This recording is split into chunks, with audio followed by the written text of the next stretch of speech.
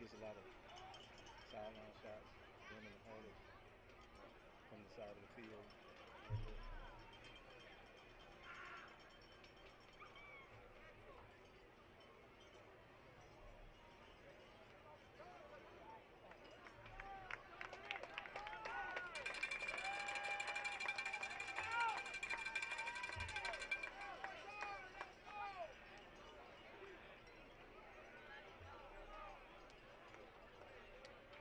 Early.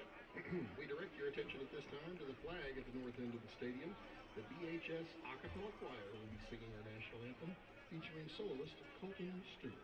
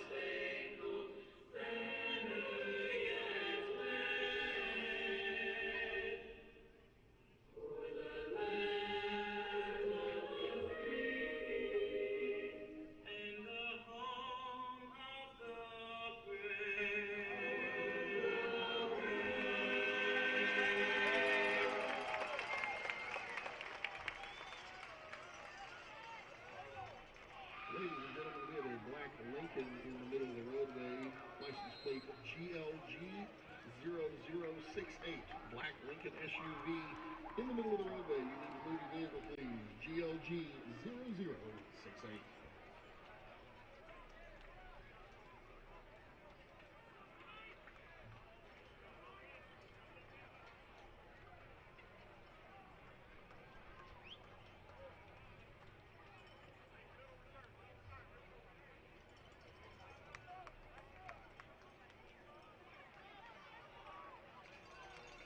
Got some energy to them. As they did last week. Like when they first come out. Yeah.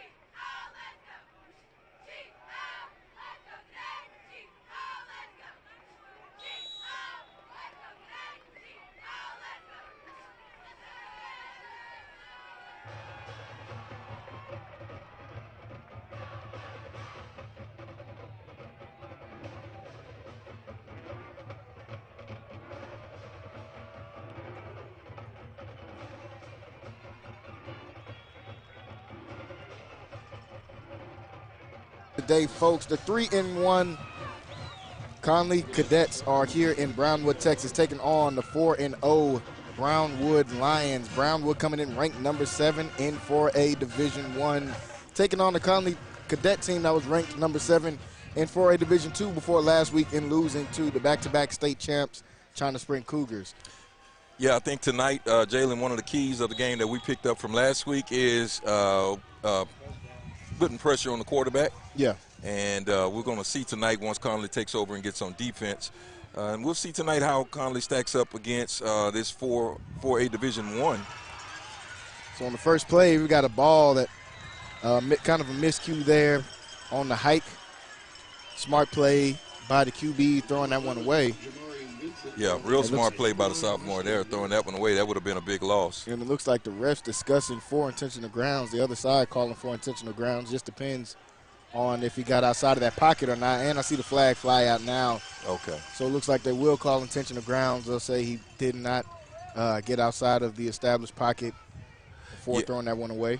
Yeah, so he really didn't get out of the pocket on that one, and you know, it's a miscue.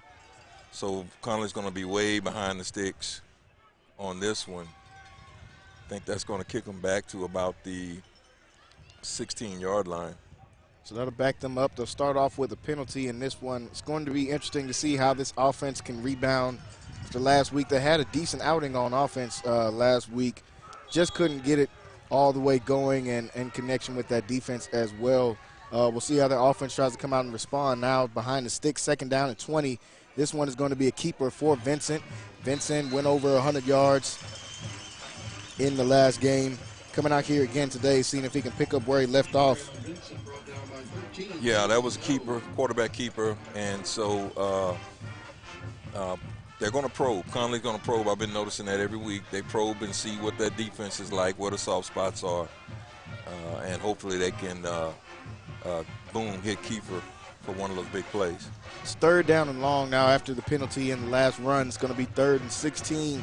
Ball is on the 19-yard line for the Cadets. They're going to come out and stack backfield. They'll drop back for a pass. Vincent looking. Vincent getting some pressure. He's getting outside of the pocket. Now looks up the field. He's going to be sacked this time as he was looking to let the ball go down the field. He'll be sacked before he could let that one go. So this is going to be a quick 3 and out for this Connally offense as they'll send the punt unit onto the team. Not the start they were looking for on offense, but we'll see how the defense can come out and fare, taking on this Lions squad who was a classification above them for a Division I. Yeah, not started behind the sticks there, and is not what they wanted. But here's time for them to play some defense, and let's see if they can't. This one's going to be a decent punt that'll bounce up at about the 40-yard line and get a really good bounce for Brownwood as they're going to come out their first drive of the game with really, really good starting field position. They're already going to be in Cadet territory to start this off. Yeah, it's going to be on the 35-yard line, so it's a real, very good field position. Yeah, just right outside of the red zone. Get a chance to see this defense led by senior 5-star DB and Kobe Black, who's back there. And this defense going to be looking to rebound after getting 60 points put up on them last week against China Spring.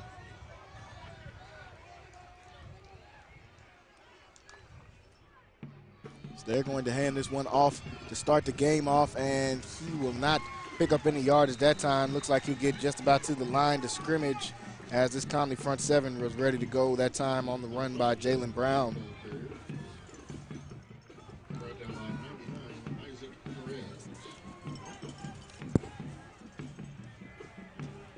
It's going to be a 2nd down coming up.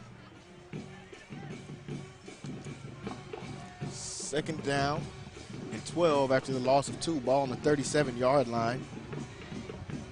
And they're going to fake the handoff. This time the QB will keep it, and he's got a lane. He's getting all the way, and he will take this one all the way. Touchdown for Brownwood as they come out 2nd play of the game, able to get the score.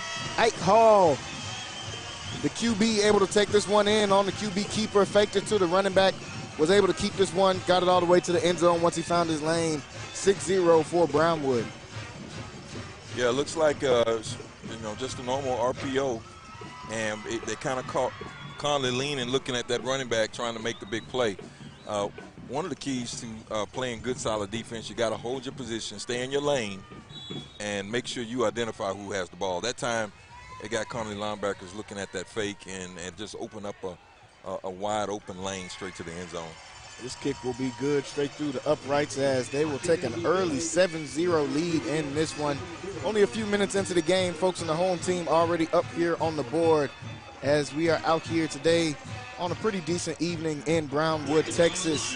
Centex crew was on the road this week. Got a chance to travel out to Brownwood. Got some good weather so far. We'll see if this good weather holds up here tonight. Yeah, it wasn't bad after it cooled off a little bit, but it was hot earlier. Oh, yeah. We got a chance to travel through the sticks to make it to Brownwood, Texas. We passed deer and snakes and everything to get here, but we made it. And should be gearing up for a really good football game here, folks, as Cadets let an early 7-0 lead slip away. A chance for their offense to come back out and try to make up for the last drive. Got behind the sticks on the first play of the game. See if this offense can get their mojo going. Coming off of a game against China Spring where we're still able to run the ball at times. Vincent with 98 yards last week and a couple touchdowns. Kiefer Sibley went for 205 and a couple touchdowns as well. Sibley, the leading rusher in the Central Texas area. Yeah, Connally didn't have a problem scoring last week. You know, of course, defense was the issue. Yeah. So tonight it's a little different. The RPO is going to be a little different. Last week's quarterback wasn't as big a threat, but this guy that's playing quarterback is much more dynamic from the run perspective. Yeah. And so everybody's going to have to stay in the lane. You're going to have to play assignment football. Yeah, we know that's some of the hardest things to do, playing that assignment football. When you play a team that's really good at running that option, you have to stay very disciplined. Discipline is probably the most important thing for the defense when you're playing a team like that. So we'll see how they make their adjustments against this Brownwood team as Connally's offense is getting ready to come back out. Last week we saw China Spring make an adjustment. They start putting a spy on Vincent to make sure that because he was picking up great yards with that RPO last week, and so we'll see if they make any adjustments. It's first down and 10. They'll hand this one off to Kiefer Sibley, and Sibley is going to be picking up some good yardage here. He keeps those feet moving as they'll get a good first down run to try to establish this run here on the drive. Kiefer Sibley, we talk about a lot here on Centex Sports Network. Yeah, they just kind of got behind the sticks on that first possession. That intentional grounding hurt them, put them at a 10 yards deficit. So we'll see if they can keep everything going the way it's supposed to on this particular drive. There it is right there. Second handoff to Sibley, and he almost broke through. Really good touchdown-saving tackle there as he got into that third level.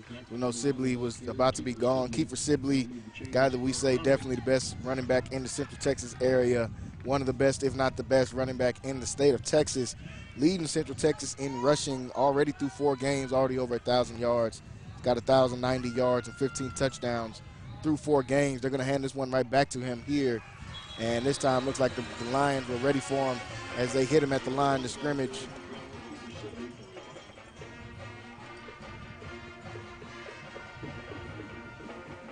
Yeah, I noticed last week Conally does want to throw the ball. I'm hoping that on some of these drives that they'll start throwing the ball on first down, because every team is pretty much stacking the box on first down. They're seeing that as a run down until they can get you behind the sticks. And so they'll hand this one off to Kobe Black as they try to get him on the end around. Kobe still up on his feet. Kobe hard to bring down right there as they'll bring him down just shy of the 40 that time.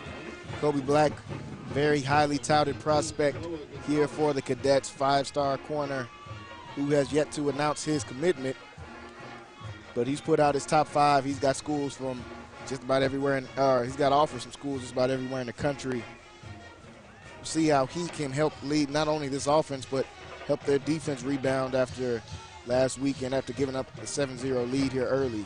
First down and 10, ball on the 42-yard line. This one is going to be a handoff right up the middle and pick up some decent yardage that time. And this one was going to be a keeper to the quarterback instead of a handoff. That was Vincent with the burst up the middle that time. Conley starting to slowly move the ball down the field. We know this is their tempo and how they like to play. They like to try to lean on your defense. Slow, methodical drives until you end up breaking one for a touchdown. Second down and 6, ball on the 38-yard line. This one is going to be another handoff to Sibley. Sibley comes out of the backfield hot, and he'll pick up enough yardage to pick up the first down. Once again, another good run, that time by the senior back, Kiefer Sibley, as he gets enough to pick up the first.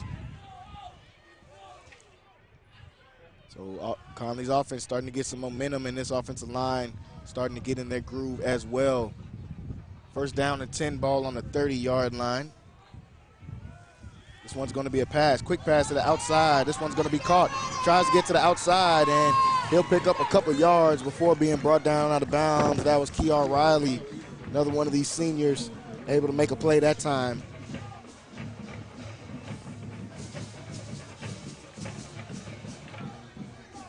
it's going to be important for Coach Garrick to get some of these other guys involved on the offensive end as well. Don't want to put too heavy of a load on guys like Black, Benson, and Sibley as well. Of course, as always, if you're watching on the YouTube platform, let us know where you're watching from. We want to welcome you to Centex Sports Network, where we are featuring Conally Nation, the Conally Cadet Nation. And also, for those that are watching on the website, CentexSportsNetwork.com, welcome. And those that are watching on Roku tonight, GFAM TV has picked up our stream, so you can go to GFAM TV on Roku and go to Centex Sports, and I think they've got it labeled as Friday Night Live, and you can watch this there as well. So make sure you guys go on there. For those watching or wanting to watch from the Roku channel, check out GFAM TV. We'll be on there. Another first down run goes to Keeper Sibley. He picks up some good yardage there on first down, and they're just slowly and methodically moving the ball down the field. Not only getting the ball down the field, but giving the defense a rest. They're going to want to come out and try to get a stop if they are able to score here.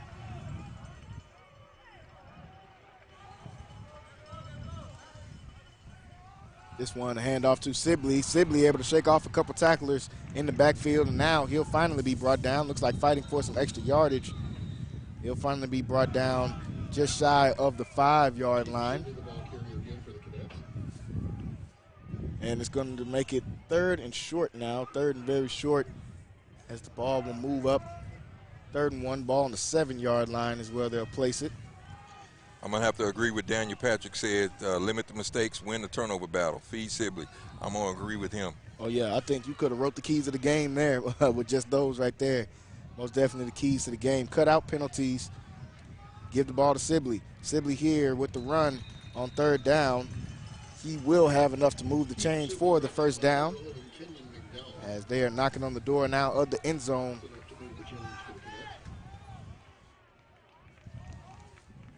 Yeah, it's going to be key in this game, Jalen, that they limit turnovers. You're playing against a higher division. This is a 4A Division I school, so just look at the sideline. They have many more kids. Sibley takes the direct handoff this time, or direct snap. Gets closer, will be brought down at about the 3-yard line. Bring up a 2nd down. As we were doing a little research, I think that this school has about 1,200 kids, and Connally's probably somewhere around 700, And so, that makes a big difference. So yeah. You don't want to give that team any extra possessions or make their job any easier. Just play some solid, fundamental football. Direct snap to Sibley once again. This time falls towards the end zone. Will they say this is short? And looks like the referee will point down, say he was just a yard short. So that's going to bring up 3rd down now. 3rd and inches at this point, right outside of the goal line. And Sibley looking to punch this one in. And a bad snap. Sibley somehow still able to punch this one in as he jumps into the end zone. And that will be a touchdown for the Cadets, as Keeper Sibley able to cap off this drive. A long drive here. As you see, the snap kind of bounced up off his hands, able to catch it and dove straight into the end zone that time. Great job by Sibley, good awareness, able to dive into the end zone and get his team up on the board for 6 points, as the kicker will come out with a chance to tie this one up. And this one is good as it goes right through the uprights. We are tied now, folks, after about 4:16 is gone, or 4:16 left to go in this first quarter. We're knotted up at 7 apiece. Both teams just now getting on the board. And now the game has kind of began a little bit. Both teams able to get some of those early game jitters out the way, able to get both of them down the field. And we are locked up at 7 apiece now. Yeah, and that was a methodical drive. That's what you want to see. Those type of drives pay off in the 4th quarter. Yeah. Because that gives your defense, the ones that are not playing both ways, a chance to rest. And that puts some fatigue on those defensive linemen on the other side over there. Yeah. And so it's humid out here, so we know all of this fall season, one of the competitors has been the heat, the temperature, the atmosphere. And so it was under 100 degrees when we started. And I don't know, it's probably about 90 now. I'm looking for a thermometer, but it's a little humid down here. And so we got a small breeze, down here in Brownwood, Texas. Yep, sitting right at 90 degrees. Got a little breeze going through, so it doesn't feel too bad. Starting to get closer and closer, folks, to that football weather that I know everybody's waiting on. We're getting closer to that time. Like we said earlier, folks, if you're watching with us on YouTube, jump in that chat and drop your comments. Let us know which side you're rooting for here tonight. If you're not watching on the YouTube and you just want to jump in, get some of the comments, jump into that chat. Go on YouTube, Centex Sports Network. Go on there, subscribe on the YouTube page. You can jump on that live, watch there, and jump in the comments with everybody else. This is kind of a here. squib kick. That's going to be close, and looks like he'll just grab it at the last second before Conally special teams could get there at about the 20-yard line. So good job that time, and another good kick. We might have had a little PTSD from last week kicking it off to Barton. Oh, yeah. Yeah, so we're doing something a little different tonight. Yeah, he wasn't playing around on those kickoffs at all, and like you said, might be a little bit left over from that. Good squib kick that time by the kicker. Chance for this Conally defense to come out with the full field to defend this time instead of short field position. Yeah. And it gives them an opportunity to let's see what they do with not being in the red zone. Still got to keep your eyes on this quarterback. First down and 10. This one is going to be a handoff right up the middle and be a decent run. He'll pick up a few yards to start off this drive. Picks up about 5 yards on the first down run. It was Jalen Brown getting the running back at the running back position once again. We said this Brownwood team 4-0. Coming in ranked number 7. Yeah, they are a good team. Oh, yeah, really good team. Team we got a chance to see in person last year when they came to Mac People Stadium. Now they're returning the favor out here in Brownwood. Drop back pass this time. He lets this one go over the middle, and this pass almost intercepted. That time broken up and just couldn't get his hands on it, and there goes the young gun in Jamorian Vincent. He had his eyes on that end zone. Oh, yeah. He was going to be going to probably the fastest player on the field. Just couldn't get that one and bring it in. Tip ball in the air. You work on those, the tip drill. And dangerous to throw back there in that last line of defense and safety when you got Kobe Black back there and Jamarian Vincent back there as well. His man had a step initially, but they made up that distance quickly. Big time third down right here, 3rd and 5. Ball on the 24-yard line. Chance for the defense to get out the field. C. Petty coming off the edge. Setting some pressure. They get this one out to the running back. They'll throw this one, and looks like he'll be stopped, but he will have enough to pick up the first down after the completion. So a good play that time on 3rd down. Just able to go through his progression, found his running back out of the backfield, was able to pick up the first down that time.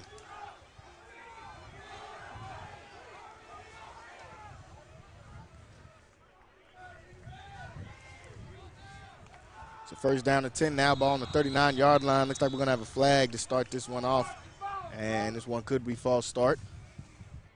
Hey, I see Tashia Radcliffe is asking, hey, why don't y'all cover cadet basketball? Well, I will say, Mrs. Radcliffe, why don't you send an email over to the athletic director and tell Coach Garrett, hey, Coach, we want our basketball covered, and we'll make that happen for you guys. So so we're really trying to feature as many programs that will allow us to, in Central Texas, to feature what they're doing. We'd love to do it. So after that offsides penalty, they'll say this one will move up 5 yards. They call that offsides against the Cadets. And some immediate pressure gets through. And there goes the big man himself, Isaac Perez, number 99. Gets right through the line that time. Big-time sack coming in from the senior lineman. Hey, guys, recruiters, I know we got a lot of you guys watch this our broadcast. You need to keep your eyes on 99. Oh, yeah, he's a baller. You need to keep your eyes on 99. Makes an impact on both sides of the ball. They put him in at fullback and tight end on the offensive side. The defense, he's definitely a game disruptor. Yeah, he's a disruptor on that defensive line. 2nd down and long. They'll drop back and throw this one over the middle, and that one's going to be incomplete. Kind of got a hit there on the end, and they'll say incomplete. No late hit that time. Vincent comes in, lays some wood there at the safety position, and breaks up that pass. So we see this Brownwood team not afraid to put the ball in the air.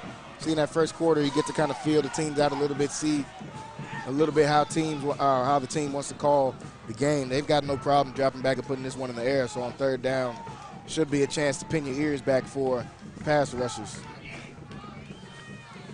Third down and long now. 3rd and 16. Ball on the 33-yard line. And they drop back. He's got some pressure, trying to get away. Still on his feet, managed to get away from the defense. Throws this one in the air, and it will be incomplete towards the sideline. Good job by the Conally Cadet pass rush that time. We talked about the pass rush coming into this game and how that would affect the game and how there was a lack thereof last week. This week, you can tell Coach Garrett talked with his team and got that together. We've seen some pass rush here early in this first quarter.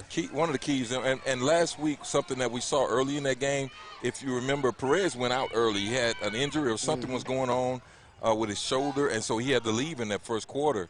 And so it just really kind of opened up that for that offensive line to be able to give that quarterback more time.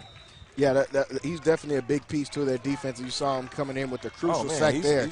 He's a dog. He's a dog. He's a guy that can change the game with how he plays on the defensive line. See him doing it right there. Gives the offense a chance to come back out on the field. Him and Jalen Petty, not another guy we don't get a chance to talk about a lot, but he is one of the leaders of this defense. He leads the cadets in tackling, one of the leaders in tackles for Central Texas in general. He's got 30-plus tackles so far this year, and he was back there getting in the backfield as well, creating some pressure. And now the offense will come back out onto the field. Chance for the O's to get them the lead for the first time in this game. They'll start with the ball on the 29-yard line, 1st down and 10. Here we go. Going to come out 3 wide receiver set. And Vincent will keep this one. Vincent will pick up about 4 yards on that 1st down run. Vincent, a lot of speed on the field.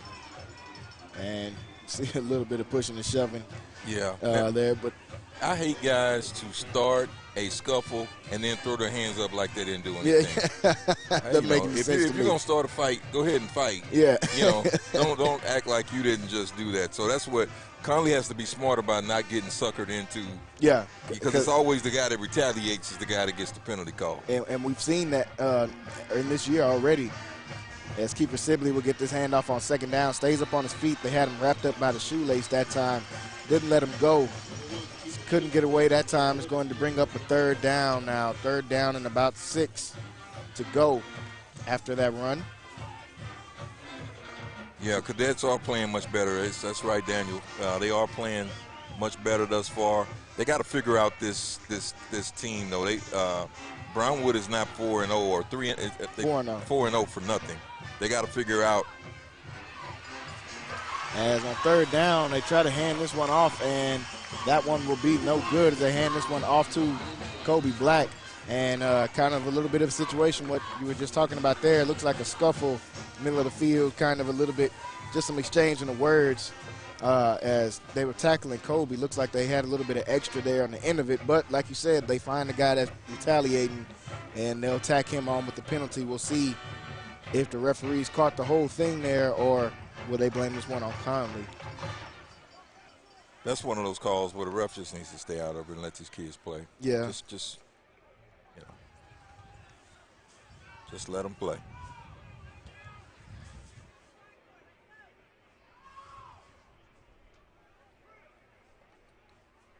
So it looks like the refs. Dead ball. Personal foul. Get your offense. See?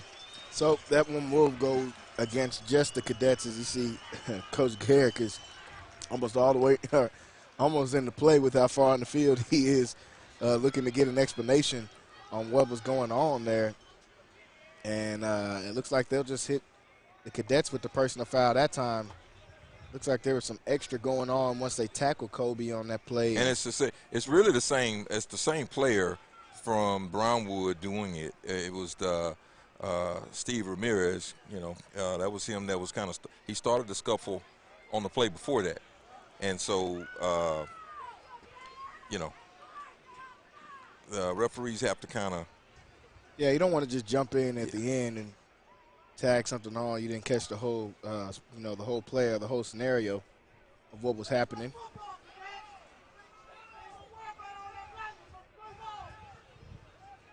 Ref still discussing. Looks like they're trying to give Coach Garrick an explanation. Yeah.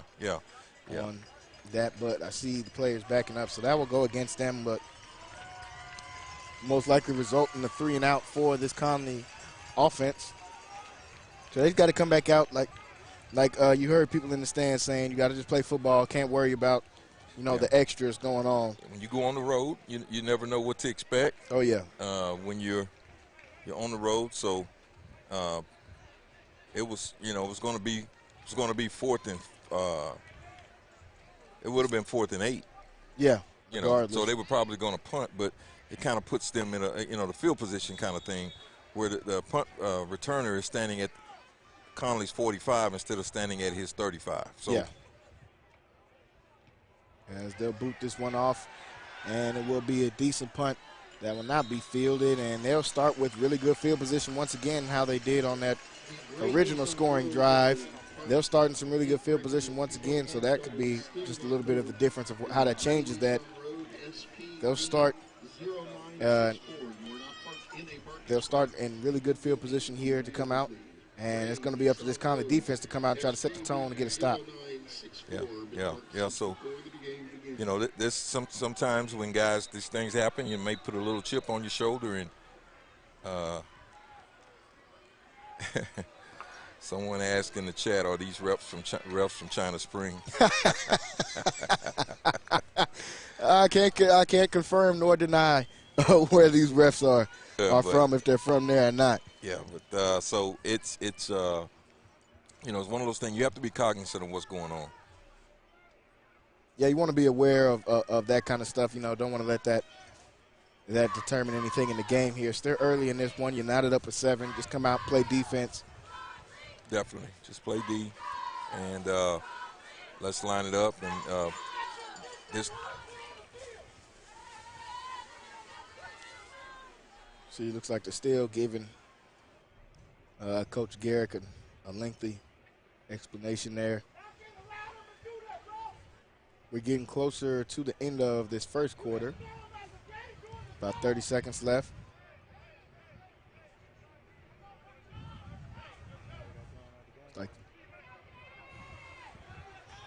Refs will explain to the Brownwood coach now. And you hear the whistle now to resume play. So 29 seconds left to go here in this first quarter. Ball will be on the 41-yard line of the Cadets for Brownwood as they start this drive off. They'll drop back and get ready for a pass. They'll gear up and let this one go down the sideline. One-on-one coverage, and this one is going to be incomplete. That time, no good, and they were step for step with them that time, as that was Damian Stewart, senior corner, out there for the Cadets. Was step for step with the receiver. Good defense by him. It's going to be second down. Like we said, this Brownwood team not scared to throw the ball whatsoever. They have no problem putting this one in the air, as they've showed here early in this first quarter. So be back-to-back weeks facing against a passing attack. Second down and 10. Now ball still on the 41-yard line. They'll hand this one off to Brown. Brown will be brought down after about a 5-yard gain.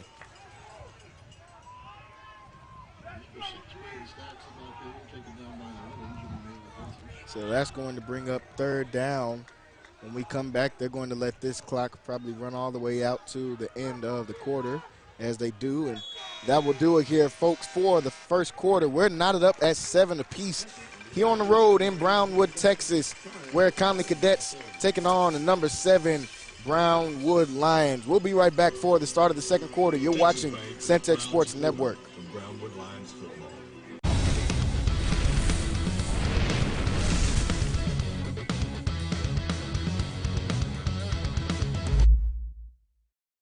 What's up, everybody?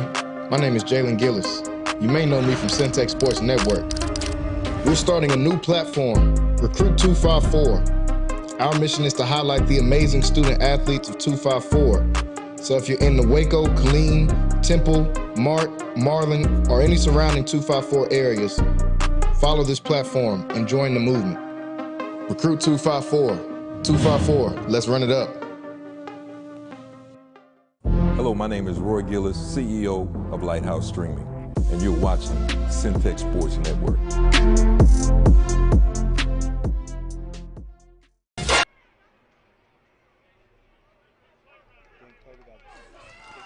Welcome back to the action as we are starting off the second quarter here with the big third down play as the Brownwood Lions have the ball on the Conally 38-yard line.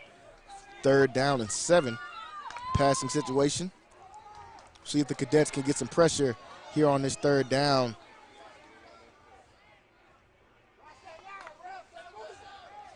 And this one is going to be a keeper to the QB as he tries to get to the outside. He stays up on his feet, and they'll say he stepped out of bounds shy of the 1st down marker. So it will be 4th down coming up, and we'll see the Lions. It's like 4th and about 3? Yeah, about a 4th and 3, 4th and 2. Yeah, they'll call it 4th and 2, ball on the 33-yard line, so this Lions offense will stay out here on the field. Caught him off guard that time with the QB keeper. We'll see if they keep going with this option here on 4th down. I think they will. I'd look for the RPO. I'd look for the quarterback to keep that. 4th down and 2, ball on the 33-yard line. And they're going to hand this one off, and he will pick up enough for the 1st down that time as they hand this one to Brown. He's able to get right up the middle for the 1st down for the Lions. So the Lions able to move the change after that 4th down conversion. They're moving deeper into Cadet territory as they got the ball on the 27-yard line. 1st down and 10.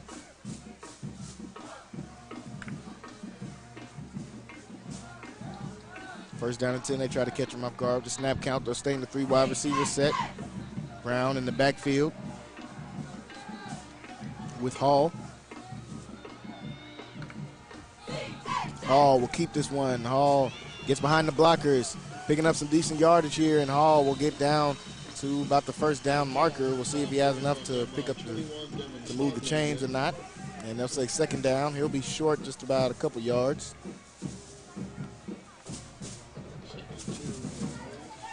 Ike Hall, the QB, has shown he can be dangerous as well with his legs as he picked up some good yardage on those last couple runs. 2nd down and 2 now, ball on the 19-yard line. I think the offensive coordinator's made a decision that he's going to run the ball. Yeah, he's seeing the run and starting to win. He's not going to shy away from it. He's got about 3 or 4 run plays in a row. 2nd down and 2, ball on the 19-yard line. They'll drop back and throw this one. He airs this up in the air. This one almost picked off that time. Great defense that time from the Cadets as he comes up with the pass breakup. Big time play, almost picked that one off. That was Kyron Dunn, the junior back there at corner. Almost picked that one off. And good defense that time by the Cadets. And their DBs are definitely stepping up so far in this game.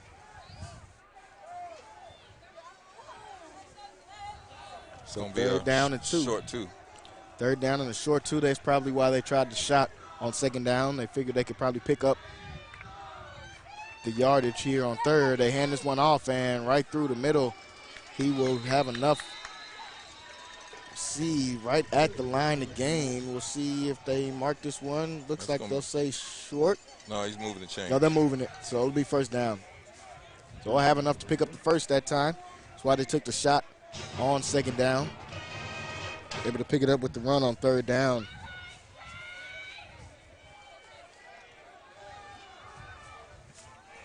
So 1st down and 10, ball on the 16. Hall will get this one, and he'll keep it on the fake handoff, and Hall goes right up the middle, and he'll be brought down after about a 5-yard run that time. Ike Hall able to pick up some decent yardage on the 1st down run. Makes it 2nd and short now. It's about the 3rd time in a row that on 1st down they come out, keep it with the quarterback, and the quarterback picks up about 7 or 8 yards.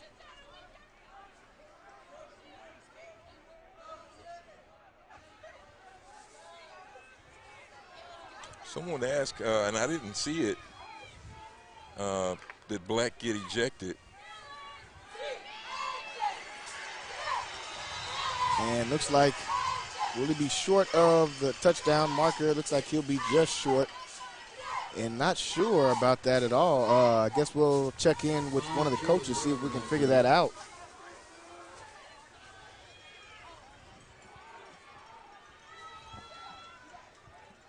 First down and 1 as they'll try to punch this one in, and looks like they'll fall forward, and he will have enough for the touchdown this time.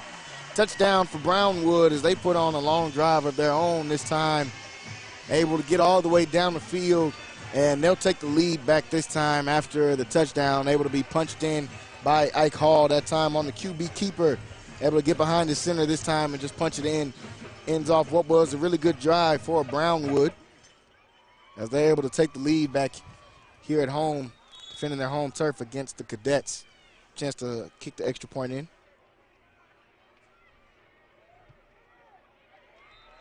Extra point attempt is good through the uprights. Looks like we see a flag on the play. We'll see if that will just be tacked on the kickoff. And it looks like it was offside, so they'll tack that on the kickoff, as Brownwood will take a 14-7 lead now with 9 minutes left to go in this first half. Brownwood side able to put on a really good drive, but once again, after getting good field position due to some Conally miscues, started off with the ball on the 40-yard line, so didn't have much to go. Were able to get down the field after a few minutes and score in this one. So, Jalen, I did go get an update on Kobe Black. It appears he has been ejected from the game. Wow. It was unclear to the Conally sideline as to why. They pointed out that they've been punching Kiefer as he's on the ground, and somebody was on top of Kiefer, and it appeared that Black pulled that guy off of Kiefer, and they threw Black out of the game. So, wow. That is what's going on. And wow.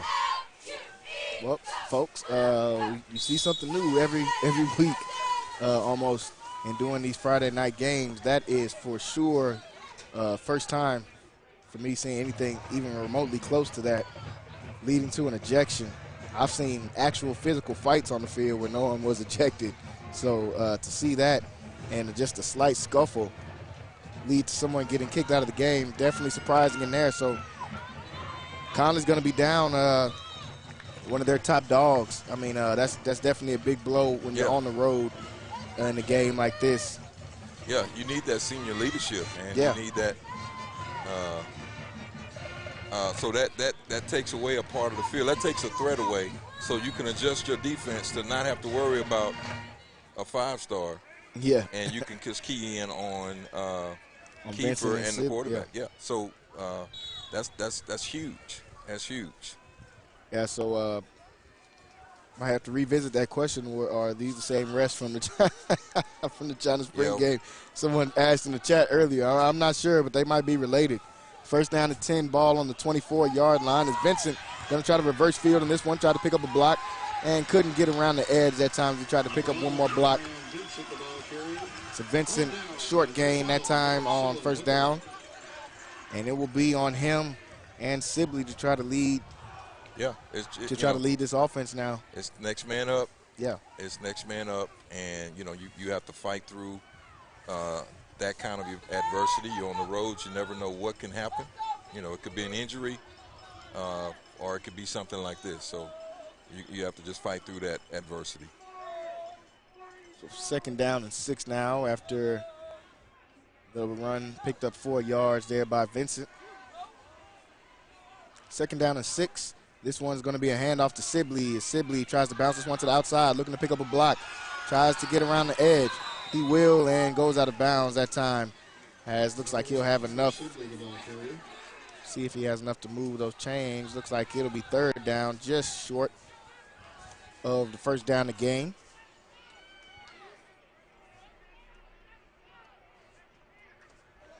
It's third down and 1. Ball will be on the 33-yard line.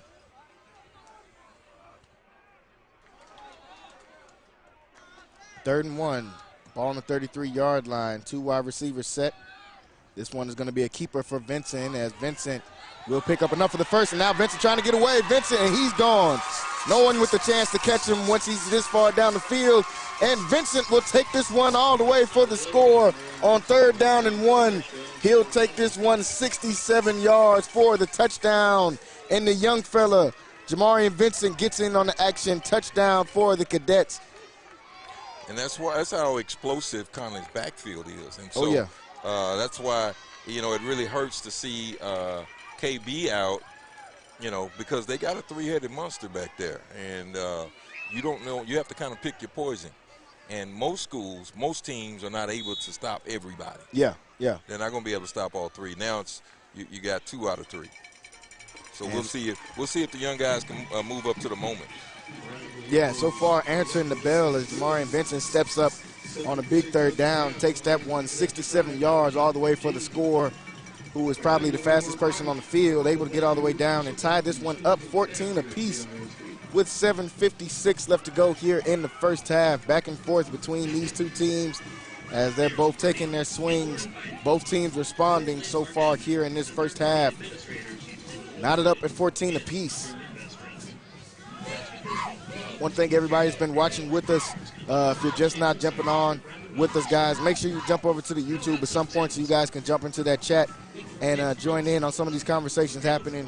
Let us know who you're rooting for in this game as well. If one of these kids are yours, a cousin, brother, anything out here, let us know which side you're rooting for in this game.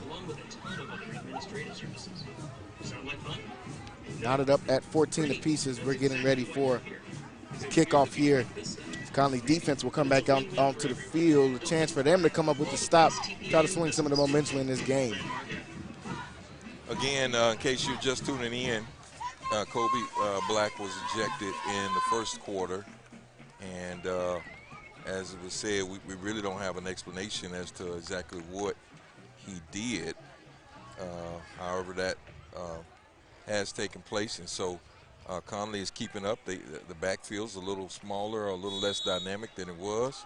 But I guarantee you, Brownwood in that 4-0, they haven't faced a backfield quite like this. No, definitely not. And they've played some good competition that's got them to this 4-0, but not anything like that. As they'll try another squib kick. This one will bounce in the air and take a really good bounce. As now he'll have to start this run from about the 5, and he'll be drilled down. Still up on his feet and now brought down short of the 20-yard line. So this squib kick is working out good so far for the Cadets. And in the 4 times now, this will be the 4th drive for Brownwood. They got the ball twice already in Cadet territory. Both of those times they scored. They've only kicked it off and had to try to go the length of the field once, and Conley was able to come up with the stop. So we'll see if this Conley defense can come back out and try to come up with the stop. Yeah, they did good. You know, Conley stopped them, I think, once. Yeah. Yeah. When they try to go the length of the field, yeah. Yeah. So we'll see. We'll see. 7:48 left to go in this first half. Ball will start out on the 18-yard line. 1st down and 10. They've got a man in motion. It's like an empty set as Hall will drop back looking for the pass. And this one tries to hit the seam. Able to find his man. Drops that one in, that time on a dot. Able to get that in over the defender's head. Drops that one in to Stone Ratliff as he's able to pick that one up. Looks like they just kind of ran verticals on that one. Honestly, they had some guys swing out and try to go up the sideline. He caught the seam and was able to drop that one in. Right there. He just kind of went by his head there, went by his ear. Yeah, great pass that time from Hall. Kind of dropped that one in a jar for the receiver. 1st down to 10 after they pick up that good position. Now they'll roll out, play action. They'll let this go on the sideline, and he's got a man. That time it will be caught and brought in, and that's Stone Ratliff again as he finds his receiver once again and able to get that one down the field on the play action rollout, hit his man in the flats. I want to see, they kind of speeded up. I want to see that replay. Was this where his feet in? And that one was close. It was right on the sideline that time. See there on the instant replay, and looks like his knee probably slid in if nothing else. So we picked that one up, 2nd down and 2 now after that 8-yard gain. This one will be another fake. They'll drop this one off. They'll throw it and had a man open downfield. Overthrew him that time. Couldn't complete the pass to his receiver, but he had him open down the field. So now it looks like Brownwood starting to open the playbook in. Looks like on second and shorts, they're going to take those shots, and we've seen that a few times now in this game. When they get first down, they've liked to run the ball so far outside of that play-action pass they did on the first down. Second down, on the second and shorts, they've taken shots down the field. Third down and 3 now. And this one is going to be a handoff, and he's going to have some good yardage on his third down run. He'll get enough to pick up the first. So, good run that time by Levi Pearson for the Lions as they pick up another first down.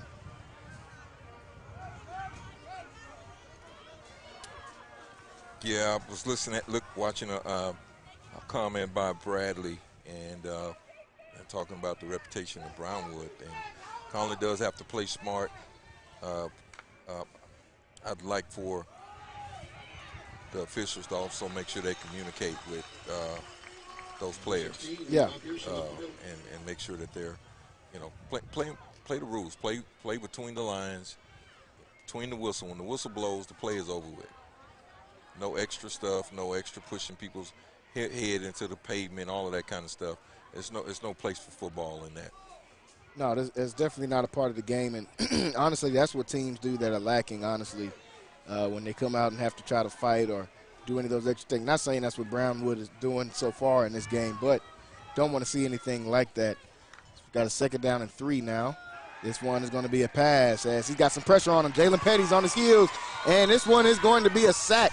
Great job and a great play made by one of their big-time playmakers on the defensive side. Jalen Petty, the senior, able to get there, and one of the leaders of this Conally defense, definitely the leader of the defense now that Black is on the sideline. He leads the team in tackles and shows right there why he's one of their sack leaders as he's able to get around the edge and come up with a sack. Big-time play. He stayed with it. Quarterback was trying to get out of the box, and Petty just ran him down. And that could be a drive changer as now it's 3rd and 14 as they're backed up. We're under 5 minutes left to go in this first half. 3rd and 14. They've got some pressure right away and straight through the middle. They couldn't block Isaac Perez as he just bulldozed through the center that time, able to come up with the sack. And this front seven for Conally is starting to come alive now. As Perez, you see there on the replay, just a bull rush through the middle of the line. Gets to his man, Isaac Perez, 2 sacks in this game. He looks unblockable in this first half for the Cadets. Yeah, and that's why you disrupt. That's how you disrupt the run and the pass game. Yeah. That's how you disrupt both of them. Doesn't matter if you have a pocket or a mobile quarterback. If you get pressure from straight up the middle, not much that the other team can do that time. So they'll punt this one away. This ball will go up in the air. It'll bounce down at about the 25-yard line, still bouncing, and that one will be picked up. So Conally get a chance to go back out here and see if they can't. They got an opportunity here to, if they can score, they can go into the lead. Yeah, a chance to take the lead here before halftime. They got 4:04 left to go. Plenty of time. Plenty of time, especially for this Cadet offense that we know can strike quickly. Plenty of time for them. Chance to, like you said, take that lead going into the locker room, and that could be a big momentum shift and really big just for your team going in on the road, going into the, and going in Two to things the you locker want to room. do. You want to kill this clock also. Yeah, don't want to get him time to come back out like we saw in the China Spring game last week. And looks like this one will probably be a false start. No, they called timeout. Oh, they called a timeout? Timeout? Conally called a timeout. Looks like Coach Garrett got in right before that play was going to be called. Gets the timeout off. Timeout called by Conally. 14-14 is the scores. We're all knotted up. Just about over 4 minutes left to go in this one, folks, on this Good Friday night. Good night for Friday night football and just a good football weekend in general as we are in that time of year, folks, where we've got high school football on Fridays, college football on Saturdays, and NFL football on Sundays. For most people that are like me, best time of the year, obviously, for sports. You get football for the whole weekend, starting off with a really good game here in Brownwood, Texas, as Conley's on the road taking on a ranked team. They're knotted up here. It's 14 apiece, a chance to take the lead in this game as well before they go into the locker room. They'll come out first down and 10, ball on the 21-yard line. As Vincent and Sibley in the backfield. They'll come out with stacked receivers. They'll let this one go to Nobles to the sideline on the screen, and Nobles will be brought down out of bounds. Short gain. Good play on first down. Good to see Nobles getting back into action on the offensive side of the ball. They'll need some guys like him. Kind of had a shaky start to the season. A guy like him can step up big in the absence of a Kobe Black. Help out on the offensive side of the ball. Second down and 8. This one's going to be a handoff to Sibley. Sibley trying to get to the outside. Stiff arm one defender. Trying to get to the outside. He does. Tries to cut back in, and now he'll go out of bounds. Good run that time by Kiefer Sibley. Yeah, that bounce, man, when he bounces out on that edge, he's dangerous. You see it right here on the replay. That's the bounce right there. Gets the stiff arm, able to get to the outside. You see him. His mechanics are very well sharpened. See the stiff arm came out. We see his jump cuts throughout the game as he's able to move and make people miss in the backfield. Now Vincent will get a try as Vincent will try to go up the middle. He'll be stopped to bring up second down after Sibley picked up the first on the last run. So Vincent will go out of bounds. Clock will stop, or keep going now. Second down and 7, ball on the 41-yard line.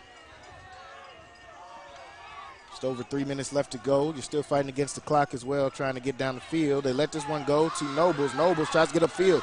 Nobles has some room. Nobles, good run that time from Nobles as he's able to pick up the first down.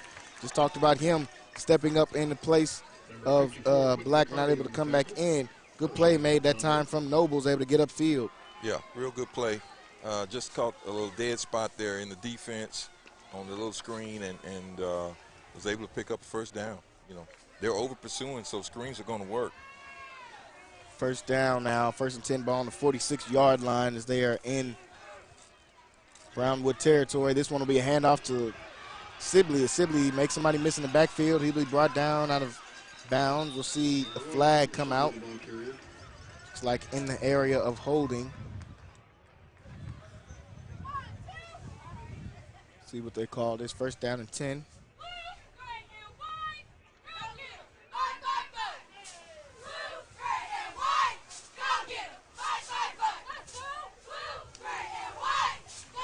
So referee still discussing.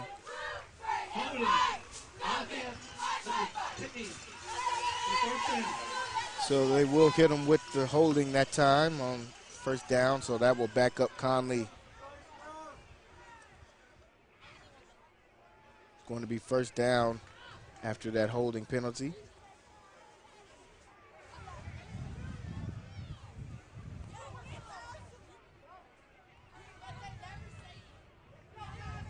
First down and 16 now after penalty. Ball on the 48-yard line.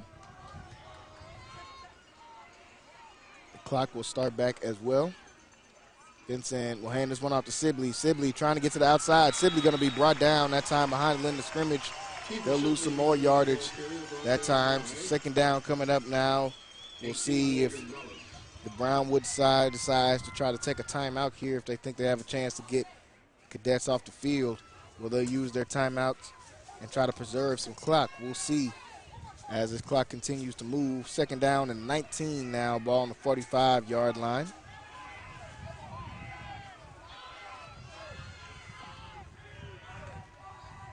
This one's going to be a pass. They'll get this one right back to Nobles, and Nobles tries to find. He gets up the field, and Nobles will able to get past the line of scrimmage, but doesn't pick up much else. And now we'll see a timeout called. Looks like that was Nobles down on the field.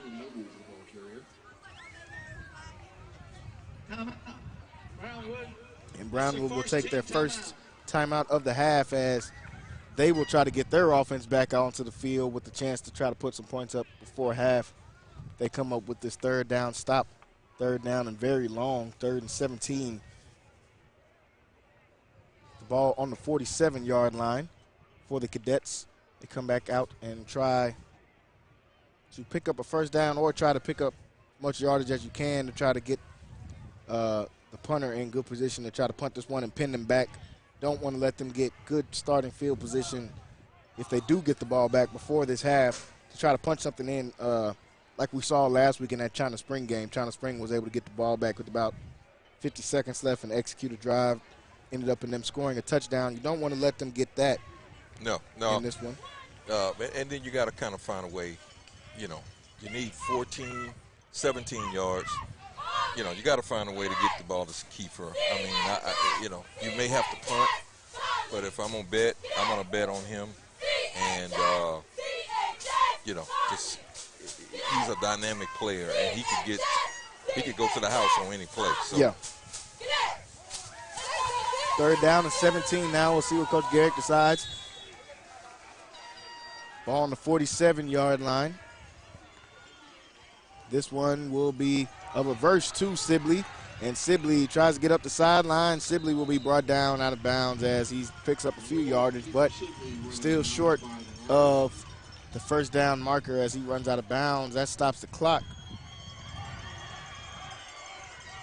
And they'll send the punt unit out on 4th down and about 9 to go. Minute 50 left to go, and Brownwood's going to get this ball back. Brownwood's going to get this ball back. A little over a minute and a half left to go in this first half. They've got both of their timeouts as well.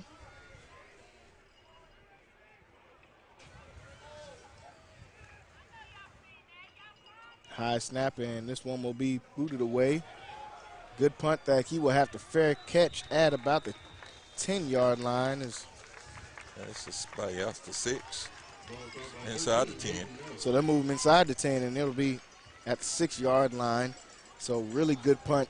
Great execution by the special teams of the Cadets. Where you want them, you back them up inside the 10-yard line. Now just play respectable defense. Don't get hit over the head with the ball that goes over the top of you. Yeah. And it should be all right. Chance to go into the locker room tied up. No big plays. No big plays. Safeties don't want to let anybody get behind you. They'll come out 1st down and 10, ball on the 7-yard line.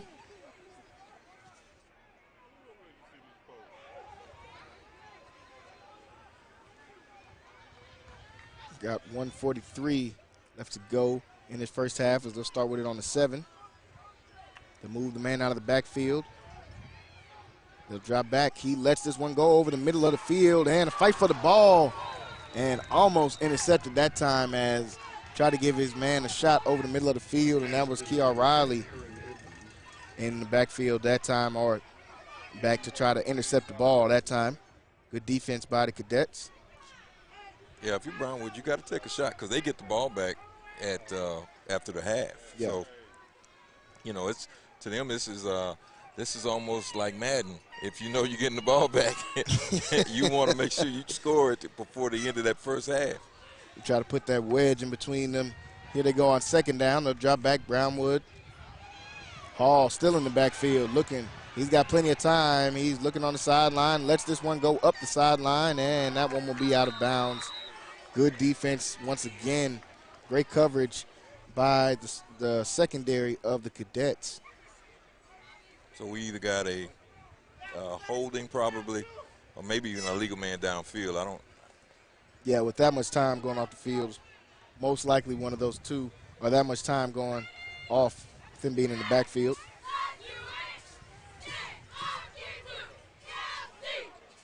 Won't back them up too much as they're backed up against their own end zone already, so probably just be half the distance to the goal.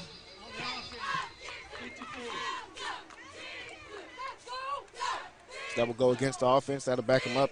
That won't really help them on any because their back is against the goal line, so it's a 2-yard penalty. Yeah. They were already backed up. 2nd down and 10. Now, if you're the Cadets, if this is another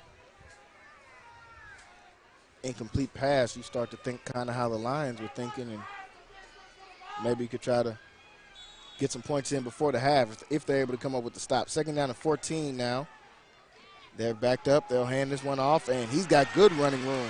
He comes out the blocks hot that time, and he'll get all the way to the 20-yard line. And a good run on second down that's able to pick up some good yardage.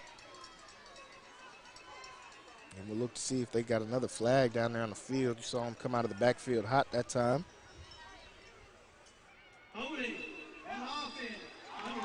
And that will negate the big run that time. So holding will back them up once again. Back-to-back penalties against the Lions.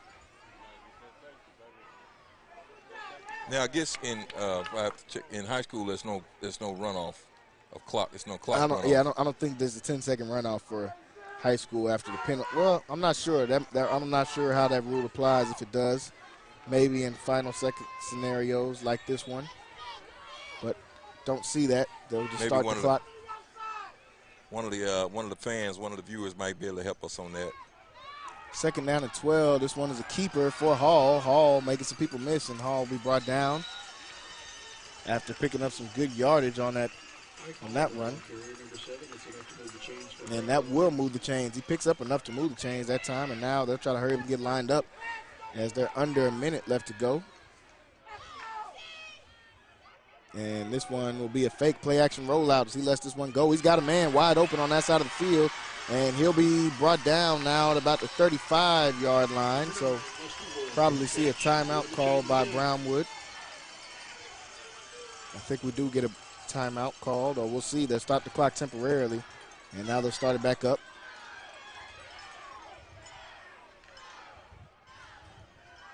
They'll drop back for a pass. He's got plenty of time. Lets this one go across the, and it will be caught and looks like brought down out of bounds, picking up short yardage.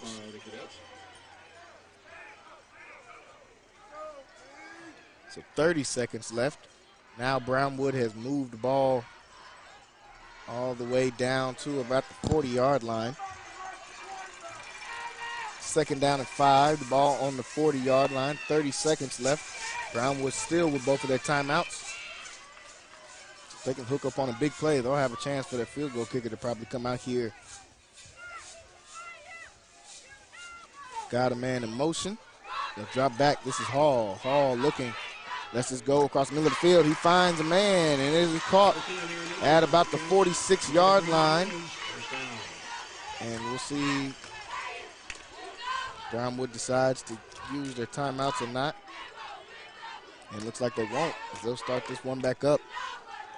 The drop back pass. He's going to let this one go near the sideline, and that's going to be incomplete. Brownwood side calling for a penalty, and it looks like a penalty flag does fly in from the back judge that time, as looks like they're going to say the Cadets got there early. So that could be huge if it is pass interference, because that's going to move them up. Tack on about 15 yards.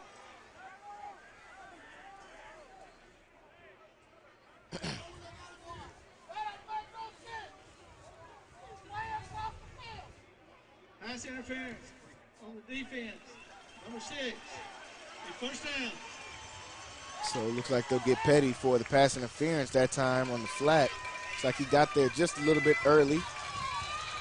And the Brownwood sideline was calling for it. They were on that sideline, and it's like Brownwood will now decide to use their timeout.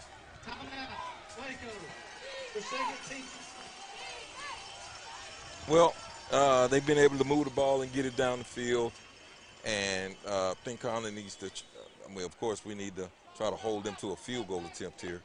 They are on the, what are we on, the 31, so we're talking about a 48-yard field goal right now, which is probably outside his range. Yeah. For most high school kickers. Yeah.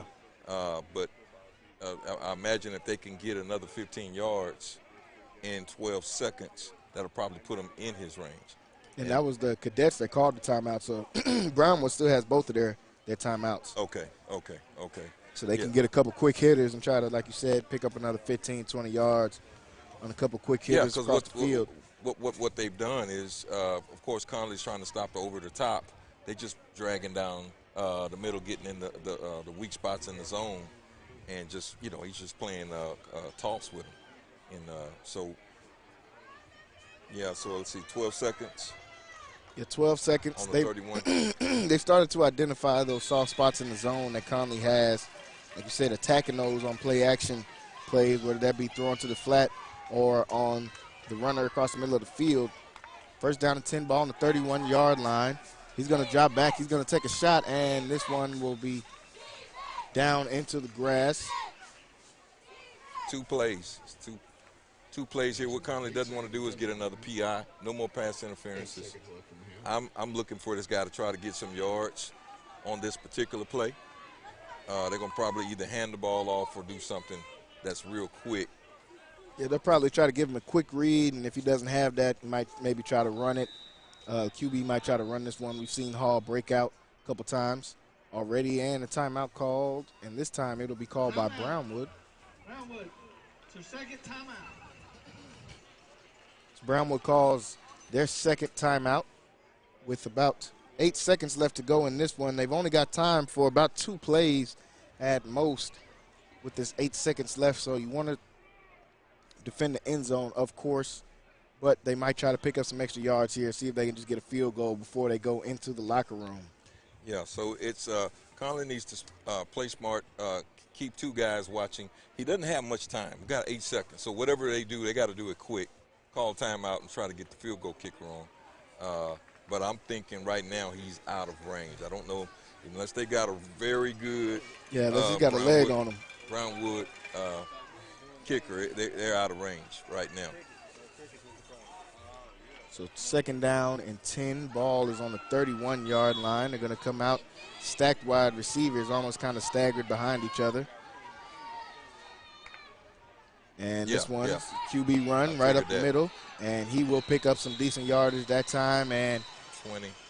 Picks up some good yardage. They'll call the timeout with 3 seconds left, and they'll bring their kicker out onto the field, a chance to try to take this lead. So a good 2-minute drive that time by Brownwood. That was kind of helped out by a pass interference call. That kind of boosted them back over into the realm of being able to score in this half.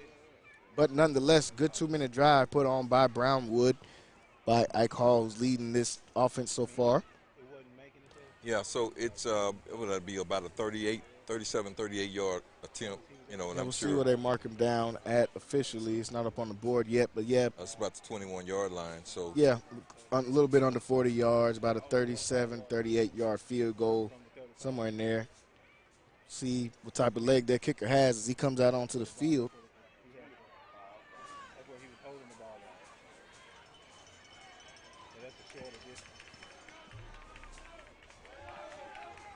So last play of this first half, and what's been a really good one so far, they'll bring the kicking team out and see if they can take this lead going into the locker room.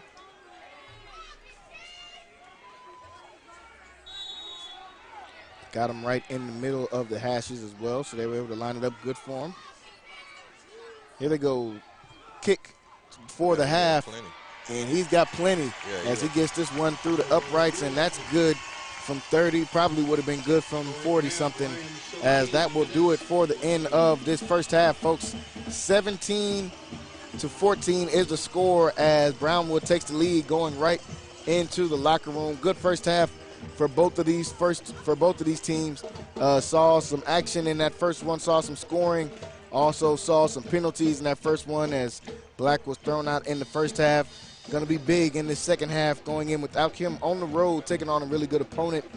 As they go into this locker room, Coach Garrick will talk it over with these guys. What are some of the things that Conley you think has to do coming out of the locker room to be able to take this game back? I think Conley first has got to stop those dead parts in the zone. They've been they were doing well getting pressure on the quarterback. Kind of let up here that last 4 or 5 minutes, and the quarterback was able to complete some passes that he wasn't able to complete earlier in the game. Yeah. And so they got to keep that pressure on that quarterback. Maybe that's corner blitz, maybe that's stunt, whatever they got to do, because you're getting real good pressure from Perez. Perez really stood out in that first half. And so 2 sacks, it's going to come down to defense. I doubt very seriously that they can shut Kiefer and Amari and Vincent, that kid, down for the entire second half. So that means it's going to come down to defense. The defense is going to be big in this second half, folks. We've seen a lot of offense so far in this first half. 17-14 is the score going into the locker room, folks. We're going to take a break. You will get to see both the Conley side and the Brownwood side, and we will come back before the half is up and talk to you guys a little bit about this second half before they get started. 17-14 is your score as we head towards the locker room. We're at halftime here on Centex Sports Network. We'll be back. Tonight, the Blue Angels will be performing a palm routine.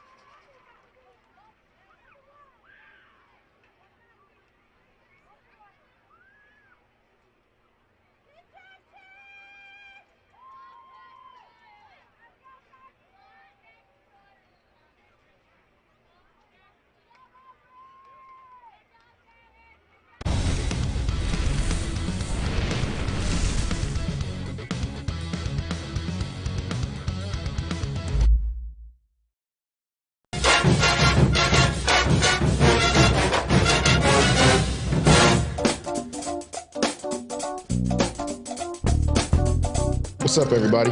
My name is Jalen Gillis. You may know me from Centex Sports Network. We're starting a new platform, Recruit 254. Our mission is to highlight the amazing student athletes of 254. So if you're in the Waco, Killeen, Temple, Mart, Marlin, or any surrounding 254 areas, follow this platform and join the movement. Recruit 254. 254, let's run it up.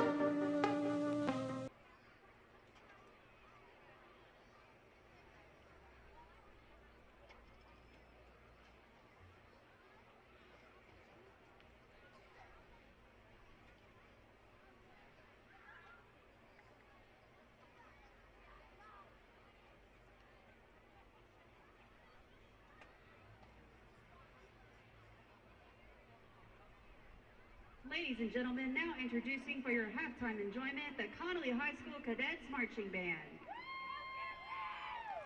The band is under the direction of Dr. Nora Mosby. Assistant directors are Raimundo de la Cruz and Clint Ladd. Color guard director is Kevin Mendoza. The band is led on the field by senior drum major Rainique Guardiola. Captains are Michael Rollins, Matthew White, Daniel Escobedo, Giovanni Boyer, Courtney Sens, Sarah Londi, Weston Williams, Alex Xavier Jackson, Natalie Oliari, Savannah Parker, Trinity Parker, Rodrigo Gonzalez, Alexander Woodley, and Callan Dennis.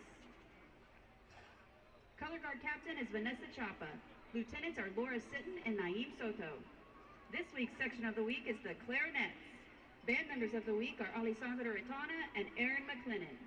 Color guard member of the week is Delani Alvarez. Tonight's show includes the first and second movement of the band's UIL competition show, Aurora, followed by the Connally High School fight song. Drum major, you may begin your performance.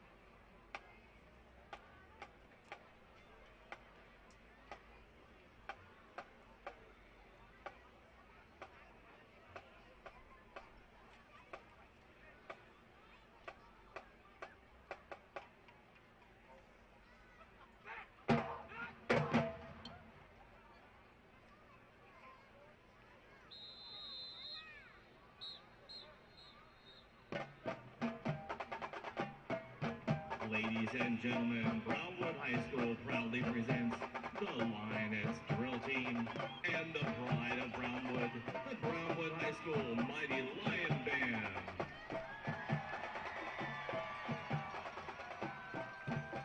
The Lionette Drill Team is under the direction of Heather Parks-Perez and Assistant Director Michaela DeLeon.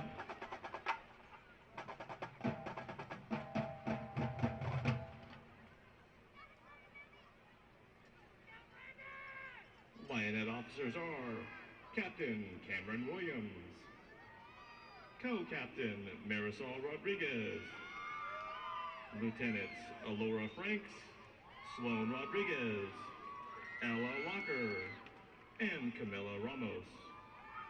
Social officers Olivia Gonzalez and Riley Lind. Lionette of the Week is Kaylee Besant and Nixon Johnson. Tonight, the Lionettes perform a military routine to Last Night.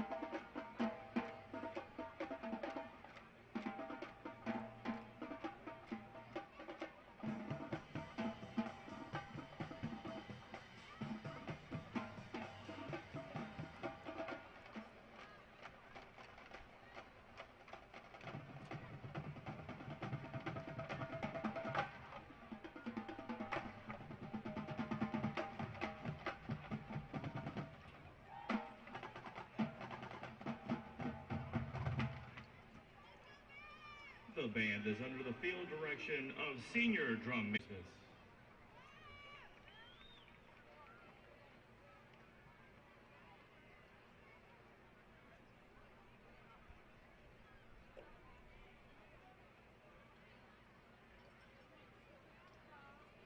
The Lions Band begins its halftime program with movement 1 of Groovitude. Here is Funky Groove.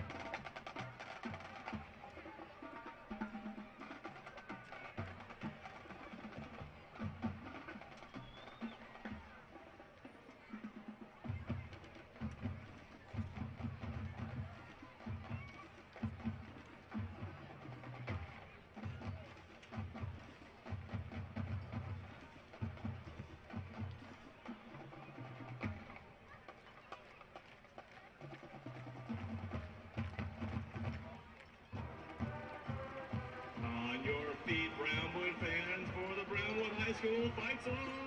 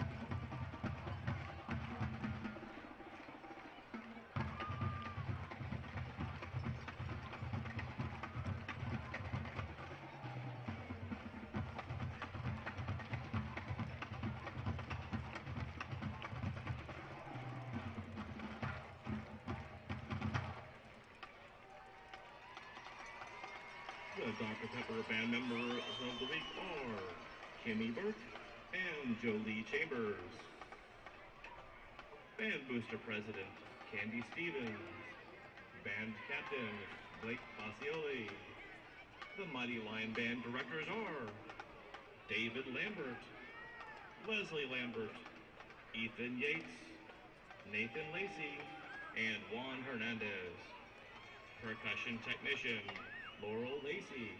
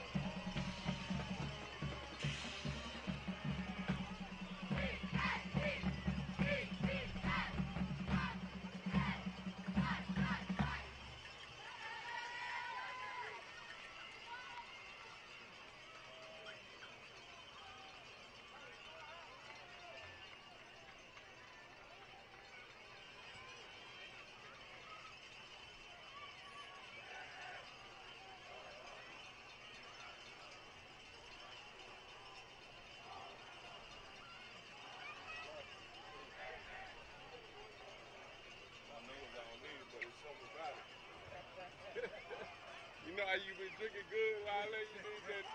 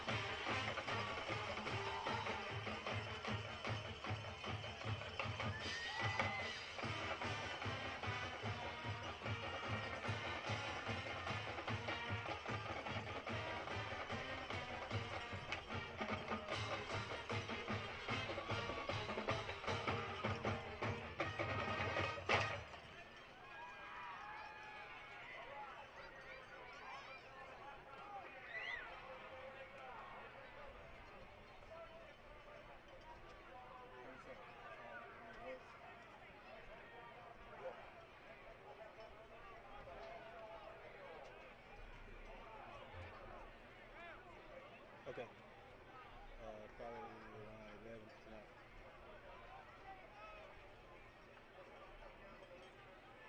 Okay.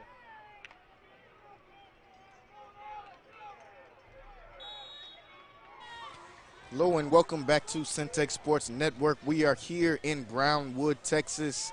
Jalen Gillis still here, joined by Roy Gillis, and we are in the midst of a really good game, folks. They're kicking this one off to start off the second half. The Cadets in that first half came up down by just 3 points. Really a back and forth between the two. Brownwood was able to get off a really good 2-minute drive that got them down the field. We talked about earlier, for those that are just not jumping on, Kobe Black was ejected from the game. So other guys are having to step up in this one. So far, Vincent has stepped up in this game. He's made big plays. Sibley, as usual, has made big plays. So far, that's been the offense for the Cadets. The defense is going to have to come out. 15 defense is going to have to come out and come up with some stops. They're going to get an extra 15 yards tacked on to the end of that play as there was a face mask on the kickoff, so that's going to add on 15 yards and back them up a little bit. The Cadets have been behind the sticks or have had some penalties kind of move defense forward in this one. Another penalty right there. Had a penalty toward the end of that half that kind of let Brownwood get in position to get that field goal off. So if they can cut out some of those penalties here in this second half and try to come up with a stop. First down and 10, ball on the 48-yard line. Really good starting field position for the Lions, as this one is going to be a keeper. Really good read that time from Hall as the running back was trying to swallow it up in the backfield, and Hall pulled that ball away and was able to get upfield. Picked up enough for a first down that time on the first run. Yeah, I think they're going to try to duplicate what they did in the first half. They want to get the RPO going and then try to hit Connally over the top if they can. So this one's going to be a run as Brown tries to get to the outside, and Brown with a good run, 4 or 5 yards there on first down. Jalen Petty coming up for the tackle.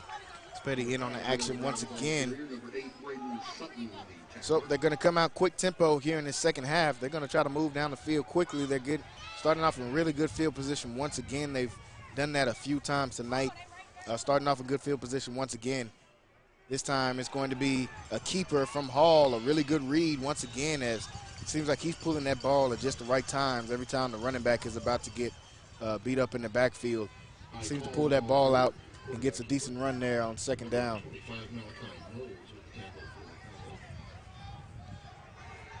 And they're speeding up the tempo. So third down and short. Third down and about a yard to go. Quick tempo. They're going to come out 3 wide receivers. One running back next to the QB as they move up and try to get a QB sneak and get this across the line. I'm not sure if they were able to get that. We'll see, and looks like they will point forwards for the first down, so he will pick that up from the Hall QB sneak. Up-tempo offense. First down and 10, ball on the 29-yard line. So they're moving further into Cadet territory. This one's a handoff to the running back in Perez. You see chasing the running back off his marker, and he'll get about 1 yard gain that time. So they're keying in on the running back. They're just going to have to come up with some stops here when the QB pulls this one away and tries to run it. Second down and 8 to pick up a couple yards on that first down run. Ball on the 27-yard line. Going to come out in the pistol formation, and going to be some movement before the play. We'll see, is this on offense or defense?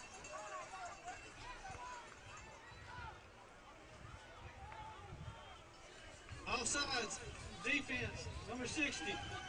Second down. And this one will be offside on the defense. So big play right there. They didn't need that. That'll move them forward 5 yards. Second and 3 now.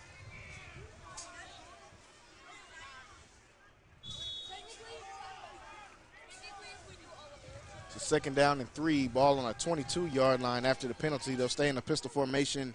This one will be a keeper to Hall, and Hall's got some room to run. Hall stays up on his feet, and now Hall will be brought down at about the 4-yard line, and he is running that QB option to perfection right now. He's just going through his reads, and he is really, really hurting this Conley defense on the QB read in this second half.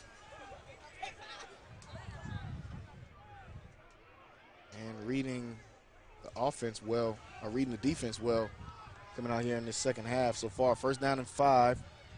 Ball on the 5-yard line, goal to goal. They'll try to get this one in with the running back. He'll be brought down in the backfield. Good play that time. That was Levi Pearson on the carry. Thank you to Howard Payne University for all they do to support the students and staff at BISD. So they'll line up second down and 4 after the 1-yard gain. And this one's going to be a keeper to Hall as he tries to get past one defender, gets past 2, and he will get into the end zone. Ike Hall gets up on the board for the Lions once again as he will extend this lead up to 23 points for Brownwood as they jump on top of the Cadets. He ran that QB read all the way down the field, and Hall was able to punch this one into the end zone. So the Cadets will have to try to make some adjustments as they get further into this game, as they let Hall kind of be a one-man show down the field that time. Was able to punch this one in and get the extra point attempt. So it is 24-14 is the score. We've got a 10-point game as we are 3 minutes out of the locker room. Just over 9 minutes left to go in this third quarter. Brownwood 24-14 is your score. We've got 9:03 left to go in this one. So a good response out of the locker room that time. That time by the Lions. Janitorial. We appreciate your support here for the students and staff at BISD.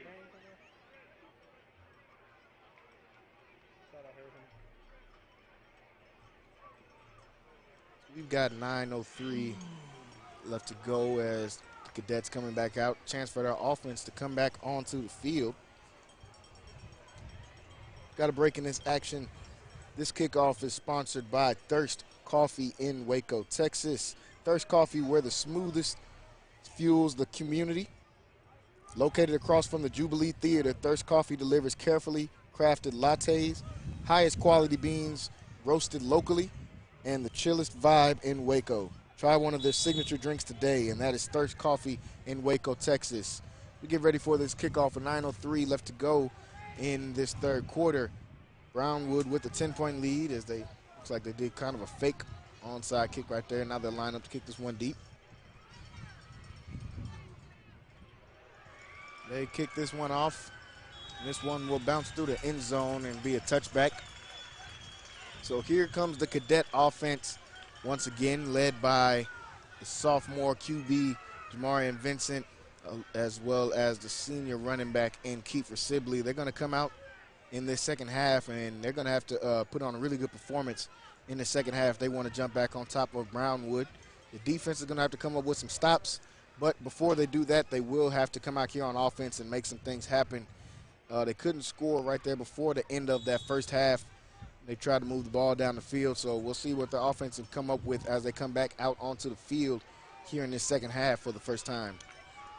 Yeah, they've got to keep up the score, so they go down 10 here. You got to keep scoring to allow your defense a chance to make a play when they get the ball back. So, first down, Vincent's going to try to reverse field on this one, and Vincent tries to get to the outside, and he'll be brought down after he was slowed up by one of the defenders for Brownwood. And after that, they were able to swarm in on him for that first down run. It took way too long for that one to develop. Going to bring up a second down now. 2nd and 11. Looks like a loss of 1 yard. Time by Vincent.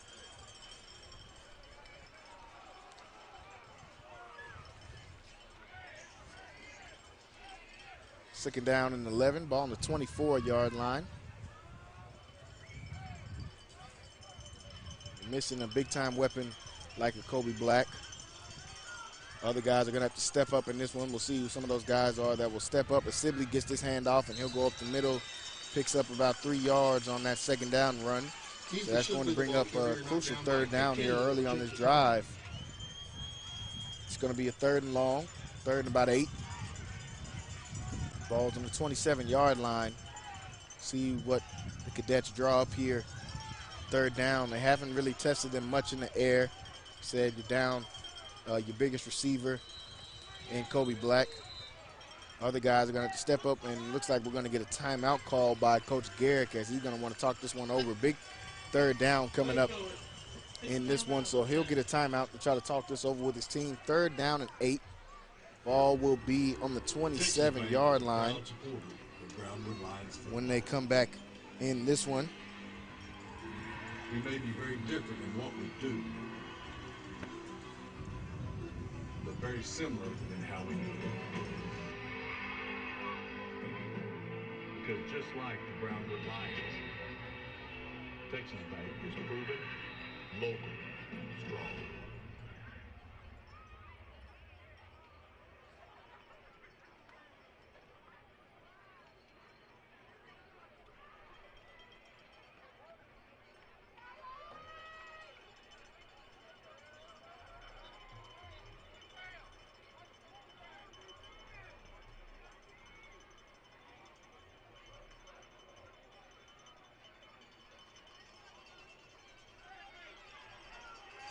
Back to the action. 3rd down and 8. Big time 3rd down for the Cadets. They'll drop back for the pass on this one. They'll let this one go to Sibley, and they will blow the play dead. So this one was most likely on the offense. They blew the play dead.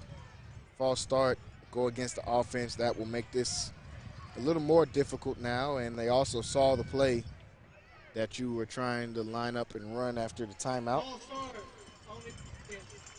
Number 13. 3rd down. So the refs staying on top of the Cadets right now, not missing any calls so far in this one. And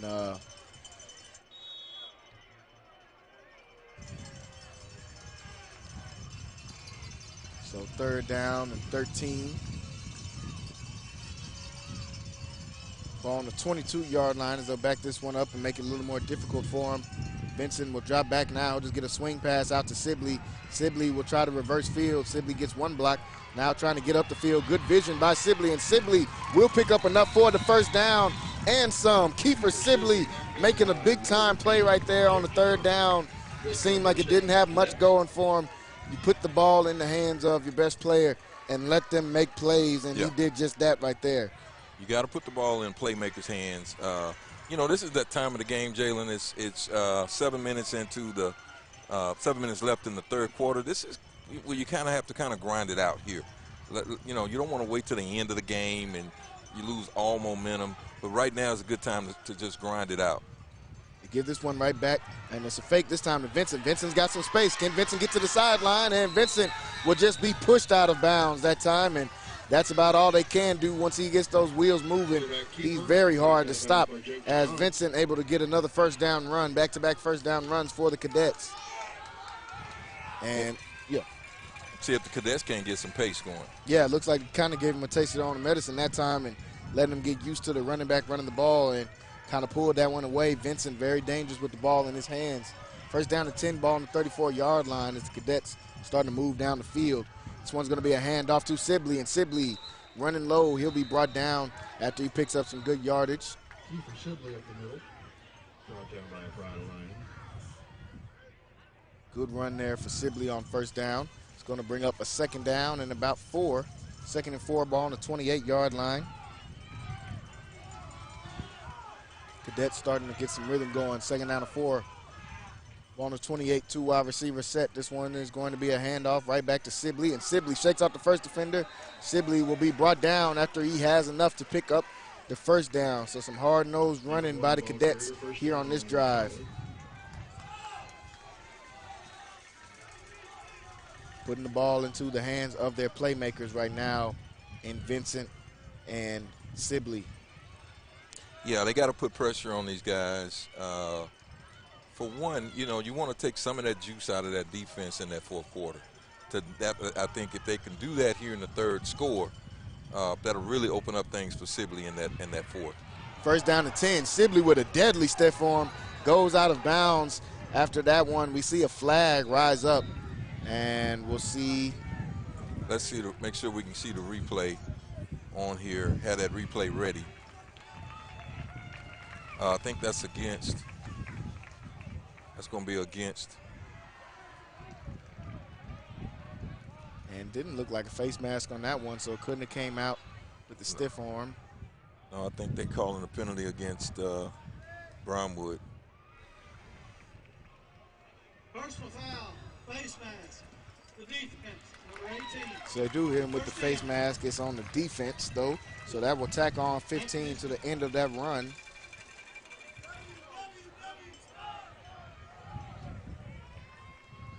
So that will tack on some extra yardage to the end of that run, move them closer and further into Brownwood territory. Believe that will move them inside of the 10, put them right at the 10. So 1st down and goal. So they got to score here. They need 7. Got a man in motion. This one will be a handoff to Sibley. Sibley gets right up the middle. Sibley lowers the helmet, gets close. He'll be right at the 1-yard line, about the 1 or 2 yard line there after that run. Sibley starting to get that momentum going. They got Perez in, so we've got the helicopter flying over the top of the stadium here Second down and goal to go. This one will be a direct snap to Sibley, who will, looks like, was just short of the end zone, so we'll see. And he will be short, so third down coming up now. 3rd and 1 to go.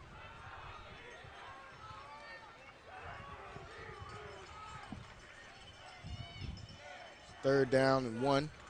Look to the sideline, and then it's most likely going to be another go for Sibley. 3rd down and 1. And the ball goes over the head of Sibley, and Sibley looks like able to pick that one up at the last second, and a huge mistake that time, as that one just kind of goes over the head, maybe through the hands of Sibley, and the flag flew out right as the play started as well. And that one flies over the head, but a flag comes out. We'll see which side this goes against. Could potentially be offsides for Brownwood. Offsides. And it is offside, so that will save the Cadets that time in what could have been a catastrophic play. So lining up offsides really hurt Brownwood that time, as they could have potentially held Connally to 3 right there. So now, after that play, offsides, they will repeat the 3rd down. They'll stay just about the same position because they're on the 1-yard line.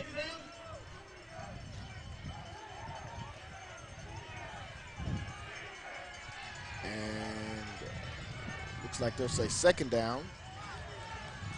2nd down and 1. This one will go right to Sibley, as Sibley will keep the legs moving, and Sibley will get into the end zone this time. And another good drive that time by the Cadets, able to get all the way down the field.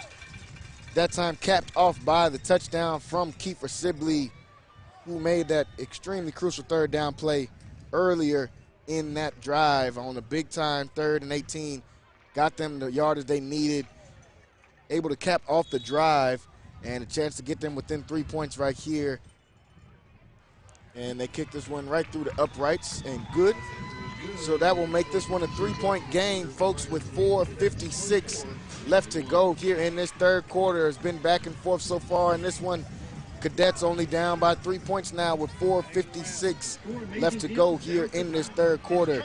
Cadets come back down by 3. Incredible deal. We have too many trucks in stock and have to sell them without delay. Play it safe and stop by today to get 3.9% financing for up to 72 months on Silverados. New Equinox is just $31.9, plus used cars start at only $99.95. Don't delay. Get to the truck season sales event at Bruner Chevy GMC in Early. And buy better, buy Bruner. Chevy, buy new road. Got a break in the action. We'll come to you with some of these scores from around the Central Texas area. We've got Midway and Hutto in a district battle. Midway down 17-27 at half. Bryan up 32-18 on Temple. Waco High down 48-0 against Lake Belton. University tied up in the 4th quarter. The surprise University Trojans tied up 21-21 with Colleen Chaparro. Belton final score beats Pflugerville 36-19. La Vega up 48-0 against Dallas Roosevelt. China Spring down at halftime against Dallas Parish Episcopal 21-7. Robinson final score, they win 21-0 over Hillsborough. Gatesville wins 30-0 over Goodley. So we get ready for the Cadets to kick this one off. After that last scoring drive, they'll get another squib kick. They've had some success on that one. This time it will be fielded at about the 30-yard line, and he'll be brought down at about the 33-yard line. So chance for this Cadet defense to come out back on the field. Last time they weren't able to come up with the stop they needed. Got close a couple times, but a couple penalties kind of pushed them over the edge. If this Cadet team can find a way to cut out these penalties, some of the offsides, some of the extracurricular things, no face mask, any personal fouls, they've got a chance to get a stop and get the ball back to their offense. Yeah, it starts with that line up front. We need the D-line to pick up the pace here. They started off real strong. They're keying on Perez, so we need some of those other guys to make some plays. It's first down and 10, ball on the 33-yard line. Another QB keeper for Hall. Hall tries to get to the outside, and Hall will be brought down that time. Good tackle by the Cadets. They're able to get in that time, bring him down. 29, Isaac Rodarte with the tackle. That was Isaac Rodarte able to get him in that time on the tackle. He's made some plays so far in this game. 2nd down and 5 after that run. They've got to try to do a better job of containing the QB, because so far in the second half, their offense has really just ran through him. So if they can find a way to contain Ike Hall, who's been playing great so far in this game, Cadets will have a chance in this one. Yeah, and it's going to be a handoff on 2nd down and go right up the middle, picks up about 3 yards before he is driven down. And they got to know that they're trying to set him up for a play over the top too.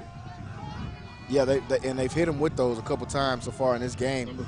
They're trying to kind of rock him to sleep to set him up for that big-time punch here on 3rd down and 2.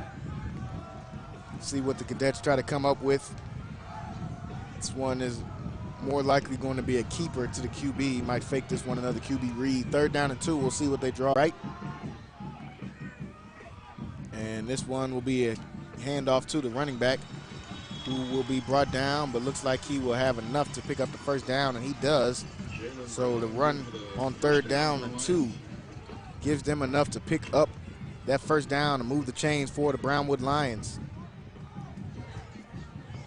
And right now, both of these teams moving the ball is really just going to come down to which one of these guys can come up with the stop first. Yep. That field goal is playing huge right now, looming huge.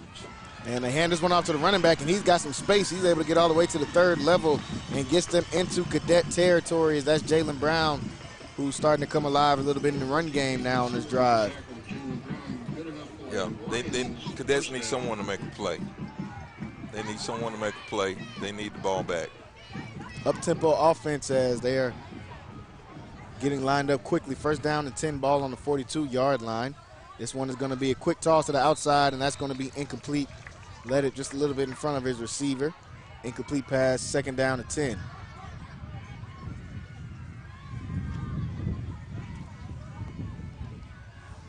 Second down, 10 to go, ball on the 42-yard line.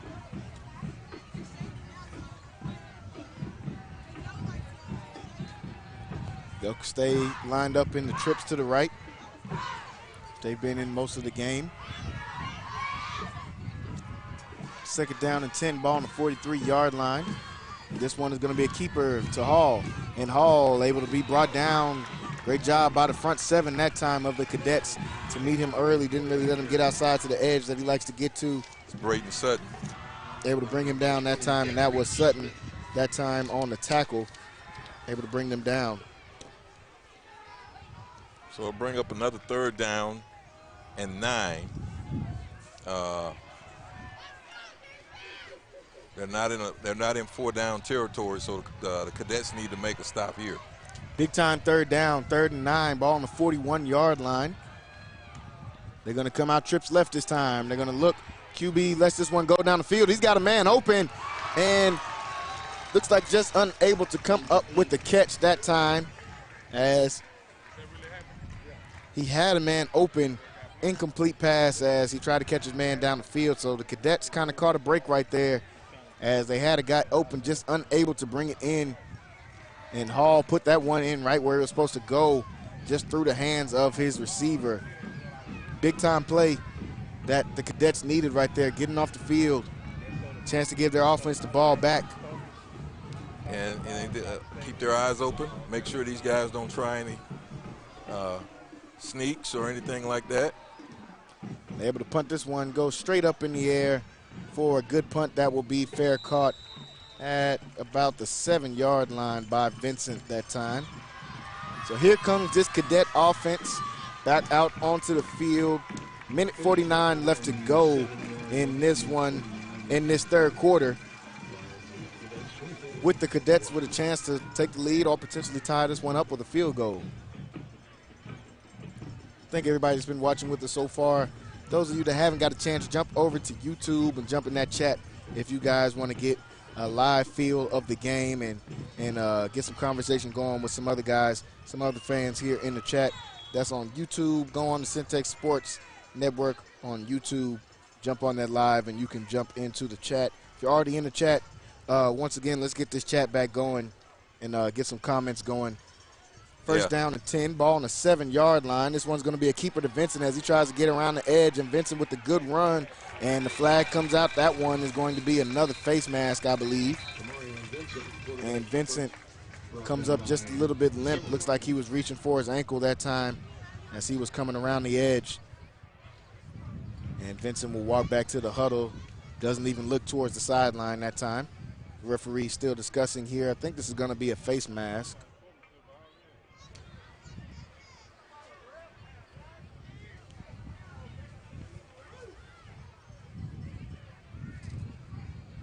Waiting on the call from the ref.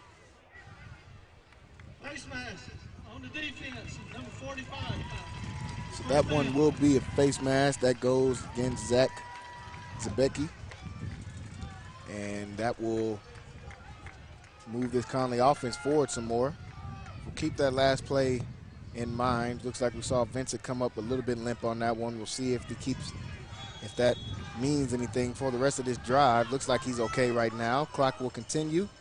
First down and 10. This one's going to be a quick hitter outside to Sibley as Sibley tries to get to the outside. Sibley stays on the sideline, and now Sibley will be brought down. It's like just out of bounds. And good play that time to get the ball he just in lost Sibley's his hands. footing. Yeah. He lost his footing there. That was almost a to the house play. He was gearing towards that sideline. Once it gets to that sideline, it's going to be very hard to catch. Like you said, just lost his footing that time. Still 7-yard gain. Second down and 3. I think that's a play that they need to go back to. Yeah, they saw it in earlier on that last drive. They gave him that big third down. Here they're going to keep it with Vincent, and Vincent will pick up the first down that time. Good play. And, yeah, there could be something you see them go back to more. They used it on that third down they needed earlier on that last drive. And he was able to pick up some good yardage on that one, give him another play. So wouldn't be surprised if we see that another time here tonight.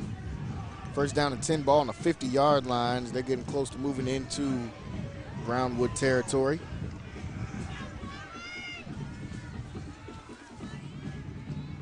And this one will be a handoff to Sibley. As Sibley stays up on his feet, and now he'll be brought down after about a 10-yard gain. Keeper Sibley starting to get that look, and he's starting to get going here in his second half as he picks up another 10 yards, or 9 yards is what they'll call it, and it'll be second down and 1. And that's what I've been saying. You got to lean on those guys that first quarter, that second quarter. You keep leaning on these defensive linemen, and some holes will start to open up. That's what they're doing right here in this second half. Second down and 1. This one is going to be a keeper to Vincent, and Vincent will be brought down that time. Kind of an awkward fall as he was brought down in the backfield. Looks like he was looking to try to let that one go on the sideline to avoid the sack. Looks like they tried to take a shot on the second and short, but now that will back them up some more, and it's going to be third down and 5. We'll see if they stay out on the field. And it looks like they're going to take this one into the locker room. I mean, not into the locker room, into the sideline, getting ready for the fourth quarter as you see them start to hold up the fours here on the sideline. We're getting ready for a really good fourth quarter of football here, folks. 24-21 is the score as we go into this fourth quarter. Connally down by 3. We're going to hold everybody here. I want them to show a replay of one of the well, we know that Kobe Black was thrown out of the game, and I just want to let the fans see it, and you can make your own determination. So I'm going to ask the booth if they'll just run that replay where Black got to figure out the game. You see, it was the play. He goes down. Third down, they try to hand this one off, and that one will be no good as they hand this one off to Kobe Black. And kind of a little bit of a situation. So I just wanted the fans to be able to see it, and you can make your own determination on that. He gets up,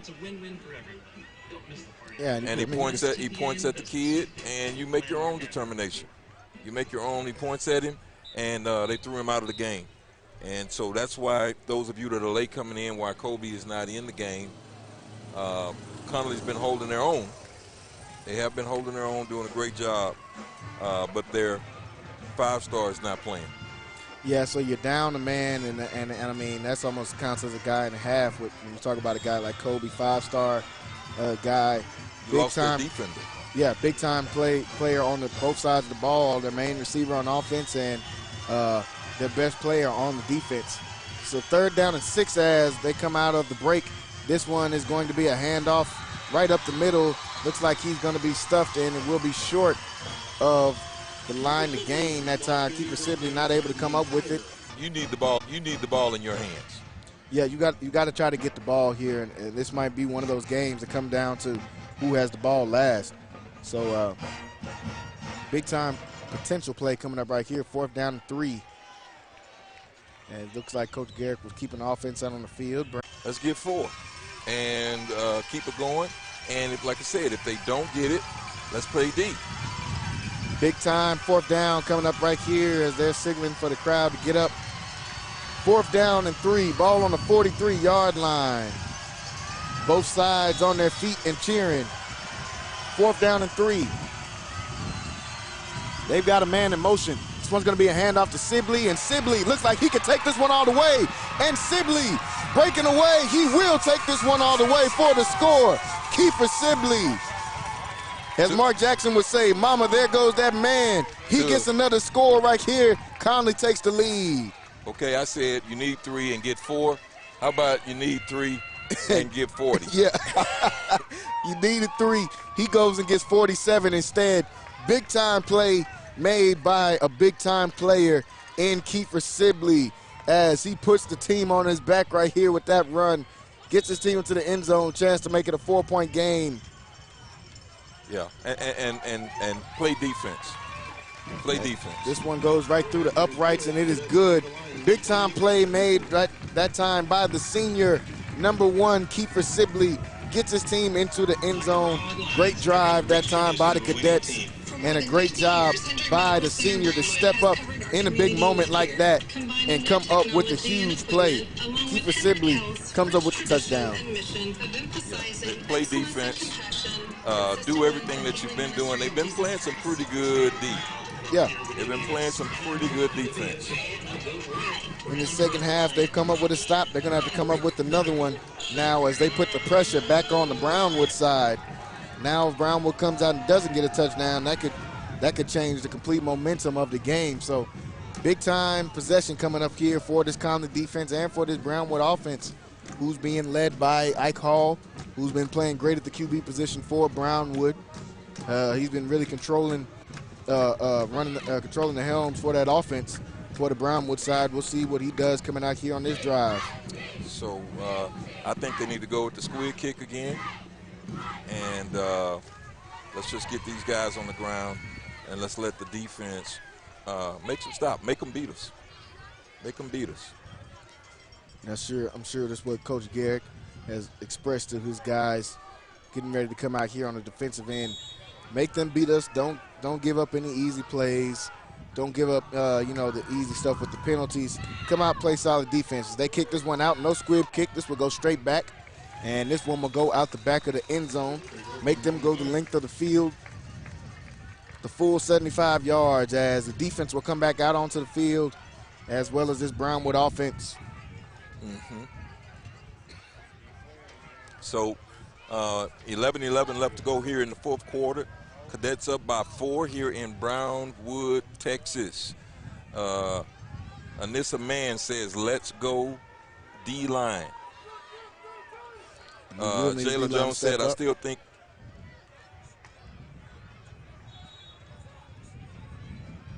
he's not thinking that keeper is going at 100%. I don't know. Yeah, it almost looks like he's jogging on some of those breakaway runs, doesn't it? He's got deceptive speed. Oh, yeah, definitely deceptive speed. And this one is going to be a handoff. And right out of the gate, they'll get a good run on first down run. Yeah. That time, Jalen Brown, who's been coming alive in the second half, picks up a good run. See, that was Jalen Brown. The Conally DBs are not playing aggressive enough right there. You got to go up and make them stops. They're liking to get to the outside, even with Hall and the running back. They're both trying to attack that outside run game. So you got to do a good job of trying to set those edges as they try to go to the other sideline this time. And this will be a keeper from Hall. And Hall loses the ball there at the end. Ball comes out.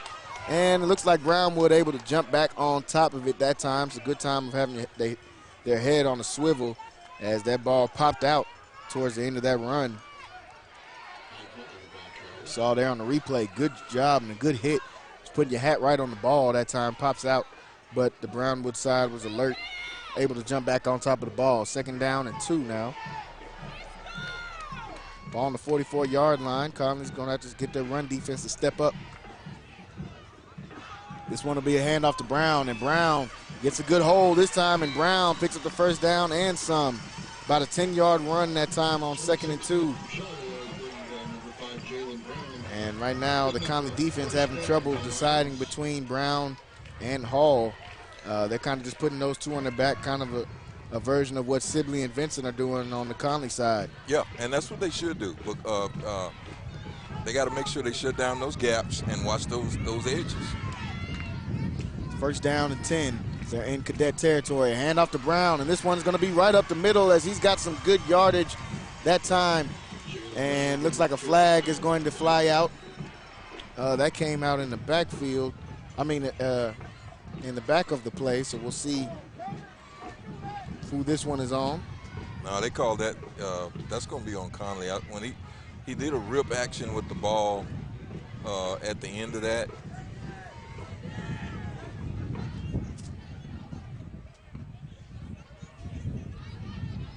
Here from the ref. Blindside block on the defense. Number 10. A blindside block. So they're called the blindside block that would go against Conally. Yeah, I think he meant to say on the offense. Looks like the Brownwood side backing up. So I think he meant to throw down the offense. Yeah, he threw it earlier in the play, but they didn't see it, so he picked it back up and threw it further into the play at the end of the play there. So, yeah, that one will go against the offense, and that could kind of cut out a little bit of the momentum that they had going. They'll back them up against the sticks. 1st down now on 13 with the ball on the 47-yard line now.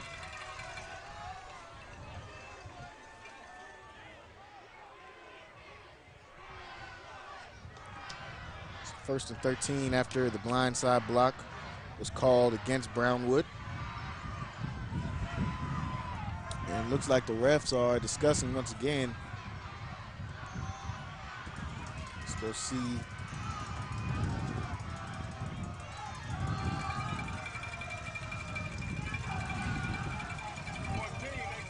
And the Brownwood side getting lined up, even though the refs are still in the middle of the play.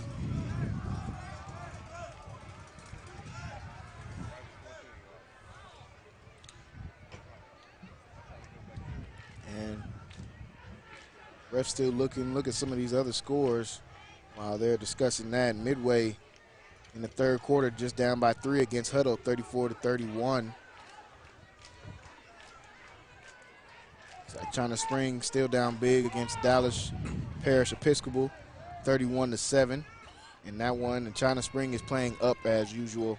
As we know, they like to play up in divisions, try to get some stiffer competition, and they're doing that against that Dallas Parish Episcopal team. Lorena up 35-28 against Cameron Yo. Now they come back out and get lined up for the play. 1st down and 13 after the penalty. And this play, they've got some men in the backfield, but he's able to get back close to the line of scrimmage, picks up about a yard. So 2nd down and 12 coming up now. Good job that time, the Cadet defense doing like we said and setting that edge.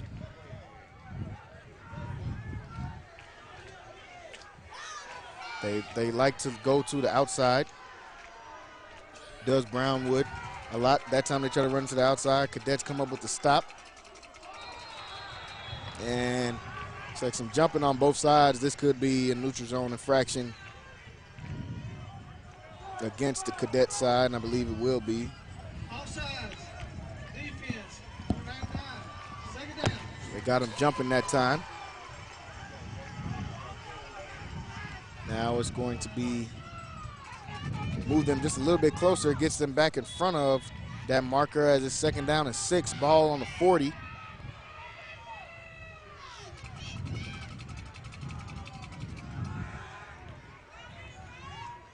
Second and 6, ball on the 40-yard line. Going to come out 3 wide receiver set. And this one is going to be a drop back for a pass. Got some pressure. He's getting outside the pocket, still got some pressure. He'll be brought down, and the flag is going to fly out. It looks like a little bit of a scrum on the sideline as well. And referee had to throw the hat off this time. And it looks like it was going to be a face mask towards the end of that play.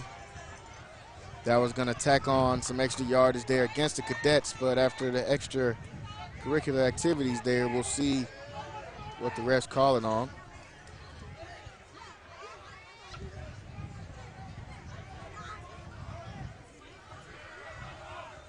So huddled up. I think the initial flag was going to be a face mask call.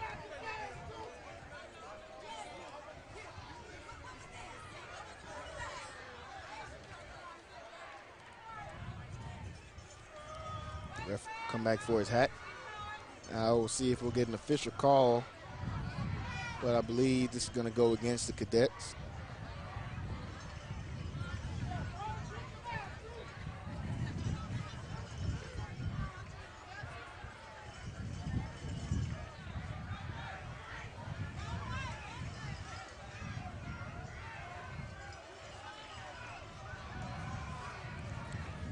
Like the ref about to come in and give some clarity on the situation.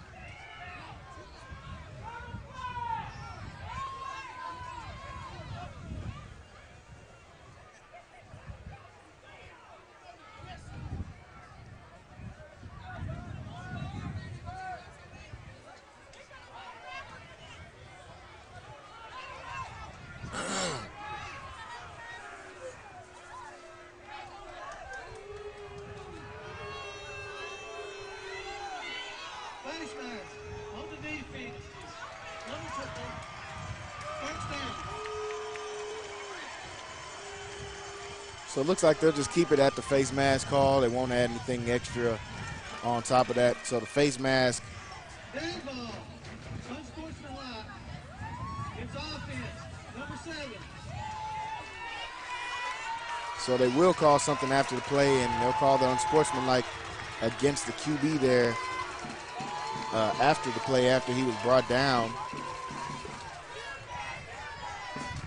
And so. But they didn't. There was no ejection here, I don't think. Yeah, that was Ike Hall. No ejection that time. Looks like just a play on, like what we're used to seeing.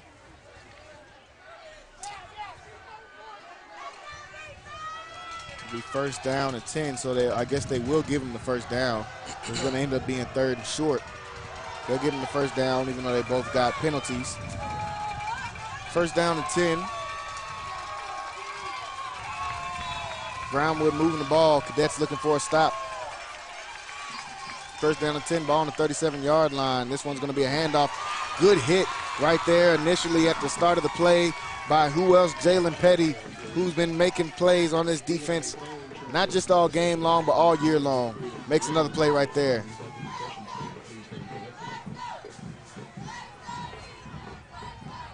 Saw that one, they're running, similar runs each play, so this Cadet defense is going to have to try to key in. Second down and 10. Ball still on the 37-yard line.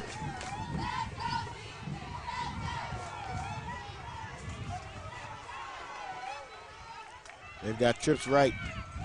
And this one will be another handoff right back to the running back. This time he gets good yardage, and he will have enough, we'll see, to pick up the first down, and I believe he will, as they do move those chains for Brownwood, and they are picking up some really good yardage on these first and second down runs.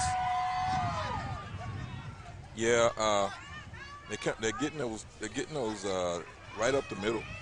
I think it was in the A gap. So first down and 10, ball on the 26-yard line.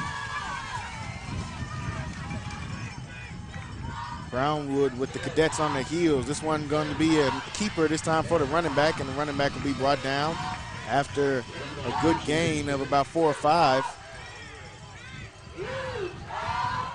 So he's going to keep picking up those yardage on those small runs.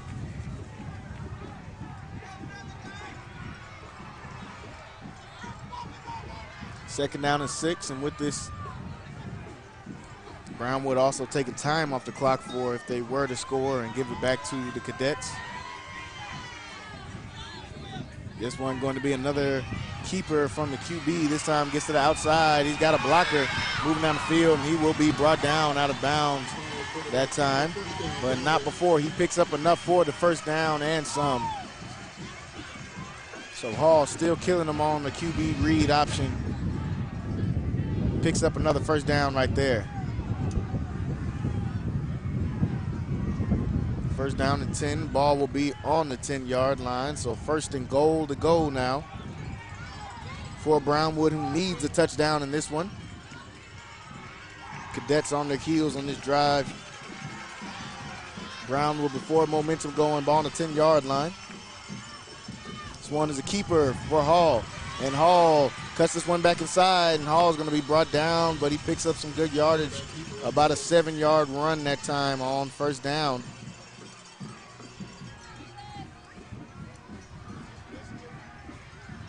Going to bring up second down and goal now. Ball on the 3-yard line as Brownwood is moving down the field.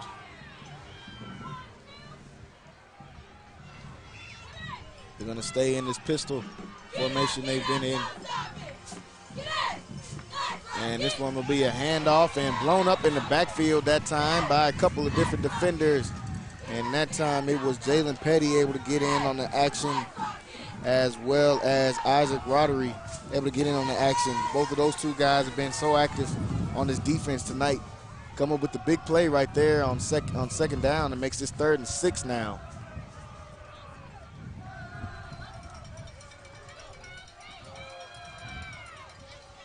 Big time 3rd down coming up, even though we know this will be 4-down territory for Brownwood. Big time 3rd down coming up, 3rd and 6. It's most likely to just be a run. Try to get as close as they can for that 4th down if they don't pick it up here. 3rd down and 6, 3rd and goal. This one is going to be a fake, and he drops the ball that time. Big time play by the Cadet defense as he was just unable to come up with the ball. Looks like he tried to find his receiver and Stone Ratliff, who's been sure-handed for him so far in this game. That time just couldn't bring it in. Good play design. But now this is going to bring up a huge play, biggest play of the game, folks. 4th down now and 6 yards to go. 5:18 left to go here in the game. Huge play, biggest play of the game right here on this 4th down. Brownwood side will not call a timeout just in case they need those. 5:18 left to go, 4th down and 6. Goal to go. Score or a turnover. This one is going to be a keeper, and he's going to walk into the end zone that time for the QB as he's able to keep this one. Ike Hall with another huge play made for this Brownwood side as they get the touchdown they need on the QB read. The entire defense went with the running back that time, and Hall just had a wide open lane to run this one into the end zone and take the lead for his team. Well, I kind of had a feeling they would score, but Conally gets the ball back. Yeah. And with 5 minutes, which is a lot of time, and neither team has really shown the ability to score fast. So, you know, Connally's in good shape. They're on the road here. They're down by 3 points. Field goal ties it, and a touchdown wins it. Yeah, these are the moments that players play for right here. It's 4th quarter. You're on the road, taking on an opponent that's ranked ahead of you, that's ranked in the division higher than you. And like you said, on the road, hostile environment. One of your best players gets thrown out the game, first couple plays of the game. All this adversity built up. These are those moments that make great players right here. 5 minutes left to go. You're down, and I think we're going to see a good heavy dose of Kiefer Sibley here on this drive to try to lead them. We've been in this position before. If you go back to games last year against Cameron Yo, very, very similar position, down by 3 with about 1 possession left to go. There was a little less time than this. Sibley was able to get those guys into the end zone. So we'll see how him and Vincent fare up against this defense. Yeah, so I'm curious to see if they kick the ball deep or if they squid kick it. I wouldn't kick the ball to Sibley if I were them. Yeah, we'll see if they decide to switch up the kicking. We've seen a couple squib kicks so far in this game. Got Vincent back deep as well as Sibley back deep. Also got Kiara Riley back there, as they will kick this one deep and they'll let it go over their heads, and that will be blown dead. Fair caught, and Conley will come back out here. 5 minutes left on the clock. See if they can't get into this end zone. You said neither team has really scored quick so far in this one. Yeah. Conley will have to get some slight up-tempo going. They've got time in this one, so you don't have to try to go like a 2-minute drill. But you definitely want to play up-tempo in this one, and you want to try to limit as many mistakes as you can. Those penalties, especially on the offensive end, are drive killers. Yeah, no penalties, can't get behind the sticks. And you got to take whatever they give you. Can't be dancing too much here. First down and 10, ball on the 25-yard line. This one's going to be a keeper for Vincent. And Vincent trying to get to the outside, and Vincent will be brought down that time. It looks like he saw a lane there, but closed up before he could get over there. It'll be a second down after a good run on first down, 7-yard run. Yeah, again, that's why I said, he's got to take whatever they give him. If it's 4 yards, 5 yards, take it, go to the next play. Second down and 3, ball on the 32-yard line now. This one is going to be a handoff to Sibley, and Sibley just moving those legs forward. He will have enough to pick up that first down. You got to take it first down at a time. You don't have to try to get everything all at once. No. Take it first down at a time. They pick up one right there, and that's crucial. Just get the first one out of the way.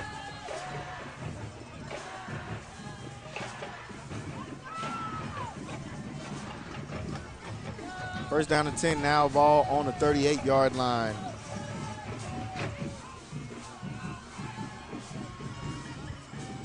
Got a man in motion. This one will be a handoff to Sibley as Sibley stays patient in that one, and then a good burst of energy there at the last second, picking up some good yardage. Good patient run that time from Sibley.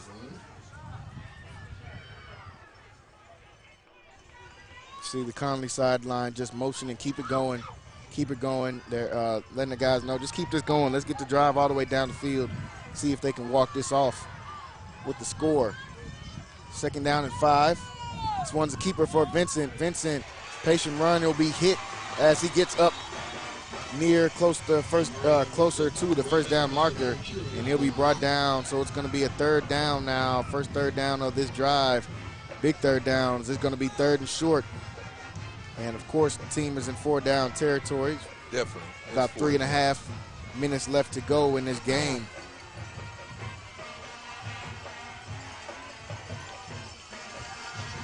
Third down and 3, ball on the 45-yard line. It's Cadets trailing by 3 here in the fourth quarter. This one a handoff to Sibley, and Sibley staying patient, and he'll be brought down. Looks like just at the line to gain. We'll see if they'll call this one a first or not.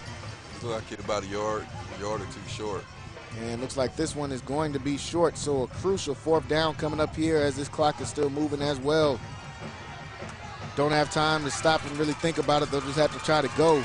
Fourth down and 1. Big fourth down right here. This one, as you see Vincent come to the sideline, this one going to be a keeper, most likely for Sibley. Fourth down and 1, ball on the 47-yard line. Big time play right here. The Cadets, and this one is going to be a false start. Not what you were looking for right there. Yep. And that is a huge play, as that completely changes the dynamic of the play call. False start on the offense. Yeah, see, I'm not really a big fan of bringing in that Wildcat on a fourth down when those guys don't really have the poise to run that. They were leaning. Yeah. You know. So that changes the complete makeup of this play right here, folks. Fourth down. Huge fourth down play. This could be for the game. You still got to give it to keepers. Fourth down and 6. And looks like this one is going to be a timeout call by Coach Garrett. as he's going to talk it over with his team. And a very, very crucial fourth down play coming up now. It was 4th and 1. They backed him up after the penalty. They jumped off sides. Now 4th down and 6, and this could be for the game once they come back out here, folks. So the penalty. Yeah, the penalty hurts. The penalty hurts. You know, you got to really work on that and practice that. Those guys are leaning. Everybody knows where the ball is going. Yeah. And so I don't really like it pulling your quarterback out, because that eliminates the threat. So the whole defense is keying on one player. Yeah. As we know, it's coming to Kiefer. Yeah. So 4th and 1, keep Vincent in. You know, in my opinion. Yeah. And maybe a sneak or something over the man. I mean, you only need a yard right there. But that will back them up now. 4th and 6. Got to get past that play, and you got to make a play. We'll see what the Cadets come up with right here. 4th down and 6. I think you put a man on hat, and you get a ball to Kiefer. I don't know what play you give it to him in. And both crowds are loud. 4th down and 6. They're going to come out 2 wide receiver set. This one's going to be a handoff to Sibley, who slipped at the start of the play. Keeps his legs turning, but he'll eventually be stopped short that time of the line to gain. Huge play that time made by the Brownwood defense as they come up with the stop. And like you said, they just put hat on hat, put the ball in the hands of their best player, and you got to live with that. You got to live with that. And go out here and play defense right now. Yeah. This game ain't over yet. Yeah, the game's not over. If you come out and get 3 stops in a row, even without a timeout, you'll get the ball back. Might not be much time left on the clock, but you'll get the ball back. They've got 2 timeouts.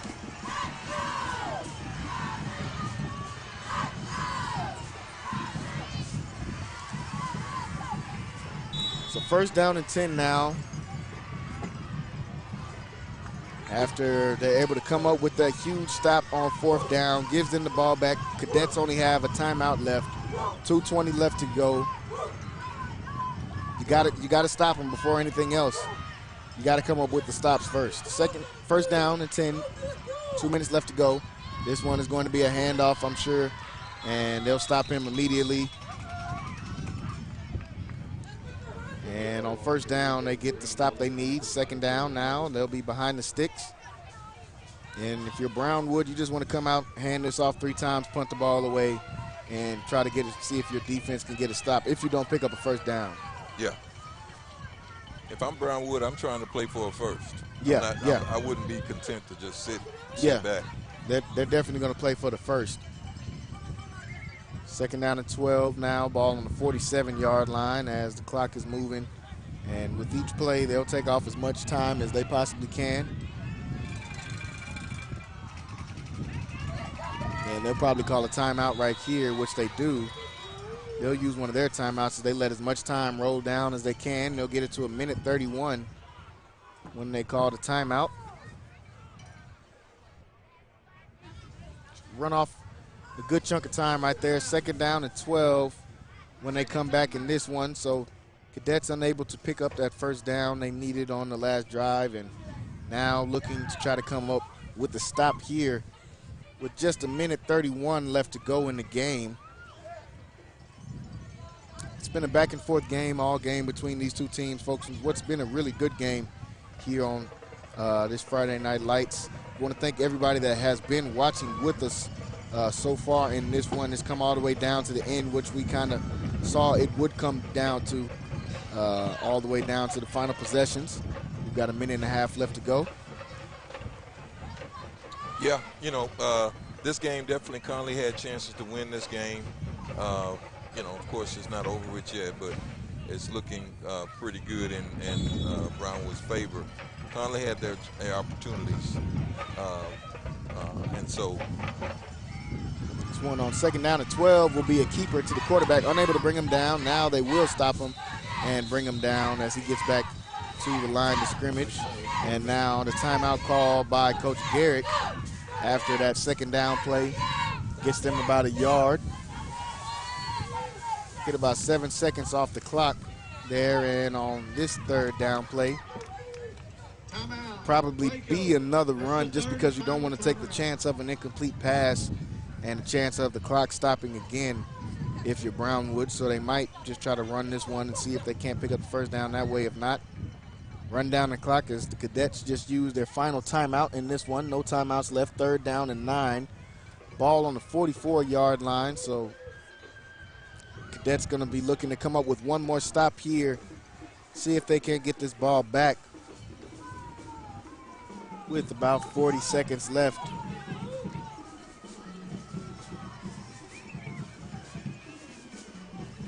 Going to get the ball back with about 40 seconds left, trailing by just 3. That is important if they're able to come up with the stop here on 3rd down.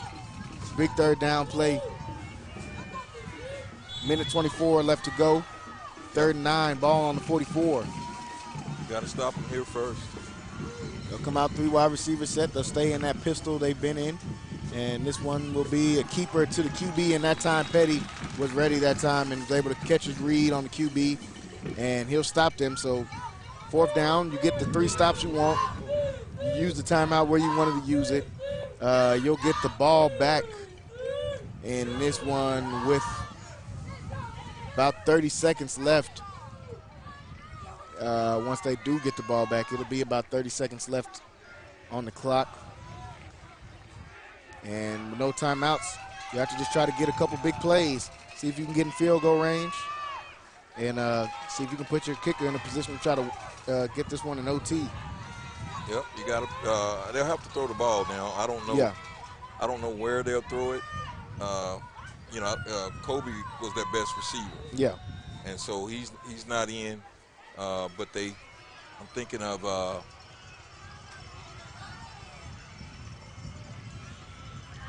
They got to try some guys down the field, and we'll see who they decide to try to pick to step up as they'll call the timeout now. That will leave them with 33 seconds left. So after the punt, looking at around 25, 26 seconds. Yeah. I'm. If I'm them, I'm probably. It's kind of hard. You want to get the ball to Sibley somehow. Whatever they do, that's where the ball's got to go. Whether you put him in as a wide receiver, something. You got to get that. You got to find a play to get the ball to him. Yeah, you got to try to go to him in whatever the scenario is. We've seen some screen options earlier in the game. Wouldn't be shocked if we saw them go back to that. But you're going to only get a few plays down the field.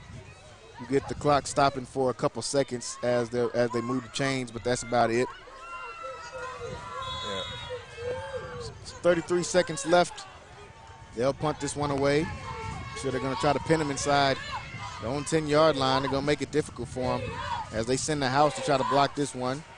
And this punt will be a great punt. Can't draw it up any better than that.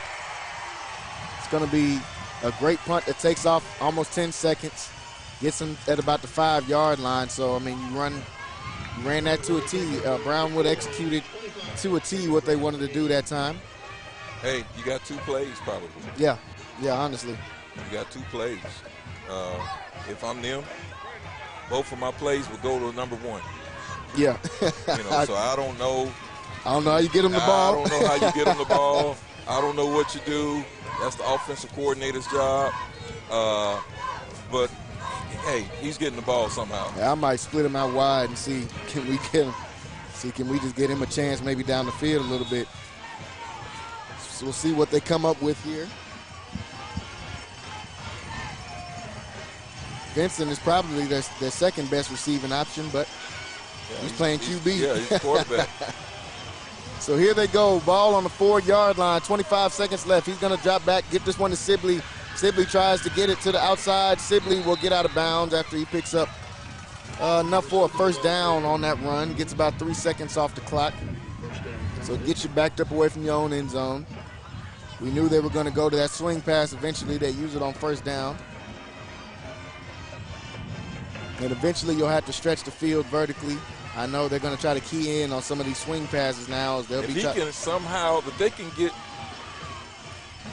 this one downfield, and it is caught And he'll pick up the first down that time, as that is Kiar Riley, another one of these seniors.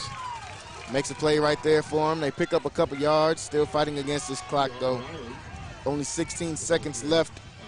If they get out of bounds twice, they move to the 26-yard line. So it's only 16 seconds left, so they can't throw to the middle of the field anymore. Yeah, they can't try it down the middle of the field. Benson's going to step up, going to let this one go on the sideline. He's got a guy, and Kiari Riley catches this one out of bounds at about the 40-yard line. Big-time play. What a throw that time from Jamarian Vincent. And they're going to need about one more play to get that kicker into decent field goal range. So big-time play, 9 seconds left. Kiar Riley, 2 back-to-back huge plays. I'm throwing it to the end zone. Yeah, you might just have to take a chance here. Yeah, I'm throwing it to the end zone because you don't have enough play, enough time. This one's going to be a pitch to Sibley. Sibley gets out to the outside, and Sibley will go out of bounds after about a 5-second runoff. Sibley got as many yards as he could. They got to go for the field goal now. They either got to shoot for a field goal now. And the kicker's coming out on the field. And, hey, you got to put it on this guy. Well, see if he can make a play. He's shown to have a big leg. Brian Balzadoa.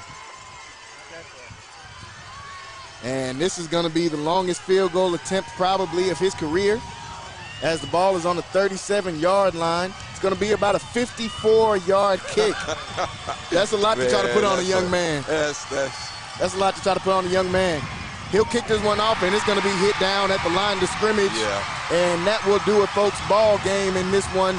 And the Brownwood side lighting up, as that will do it in the final score, folks.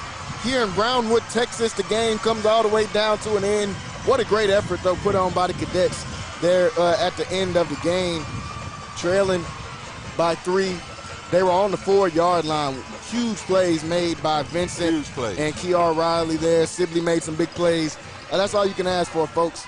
You were, you were down one of your main guys in this one. You're on the road, punching up against stiffer competition, playing the division up against a ranked opponent. Conally came out here. They fell short, just down by 3 in this one. But really good, hard-fought game between both of these teams, though. Real hard-fought game, and a play here, play there. That quarterback keeper on 4th down that they were able to score. Just a false start here and a false start there. Yeah. It's really coming down to some minute details, and I don't have any doubt that Conally will do okay in district. Yeah. But if they are to go 2 or 3 rounds in playoffs, or try to go, whatever the goal is, you got to get those little small minute details fixed up. That play where Kobe is thrown out. We've shown the replay on that, and I think everybody could kind of see what happens there, and so it's one of those things. So it's next game up. So next week we're back against another tough opponent. Springtown's coming. Springtown is coming to town next week, folks, and that will be homecoming at Mac Peoples Stadium. So get ready for that one, folks. It's going to be a good game in that one. Springtown, always a tough opponent to be able to beat, whether it is at home or whether it's an away game. They got to travel out to Springtown 2 years in a row. Now back at home, they'll play them at Mac Peoples Stadium for a homecoming in that one. So, folks, it was a really good game out here in Brownwood, Texas. The Centex crew got to jump on the road, come out here to Brownwood, Texas, and catch a barn burner. Came all the way down to the end. The Cadets just came up short in this one. Like you said, the play here, play there, the outcome could be different. But nonetheless, that is the final score in this one. 31-28 is your final score. The Cadets come up short, but they will be looking to rebound and bounce back next week when they take on the Springtown Porcupines, I believe. Springtown Porcupines in Mac Peoples Stadium for homecoming. Once again. And just great, we don't have to go to Springtown. Yeah, that's our main, the main thing we're happy about. We don't have to get back on the road like we did 2 years in a row. Go out there to Springtown. So, folks, getting ready to sign off here tonight in Brownwood, Texas. Thanks, everyone, once again for watching the stream with us. Make sure you're following us on all our socials as usual. Instagram, Facebook, and Twitter as well. Getting ready to sign off. Final score 31-28. Brownwood comes out with the win in this one. from the Centex crew here in Brownwood, Texas, Jalen Gillis and Roy Gillis. We will see you guys next time on Centex Sports Network. Good night. I was on that front line. Look. Look. I was on that front line. They finna tell us. Look. I was on that front line. How they finna tell us it ain't our time? Search what you can't find. I do it for them days that we couldn't shine. I was on that front line. How they finna tell us it ain't our time?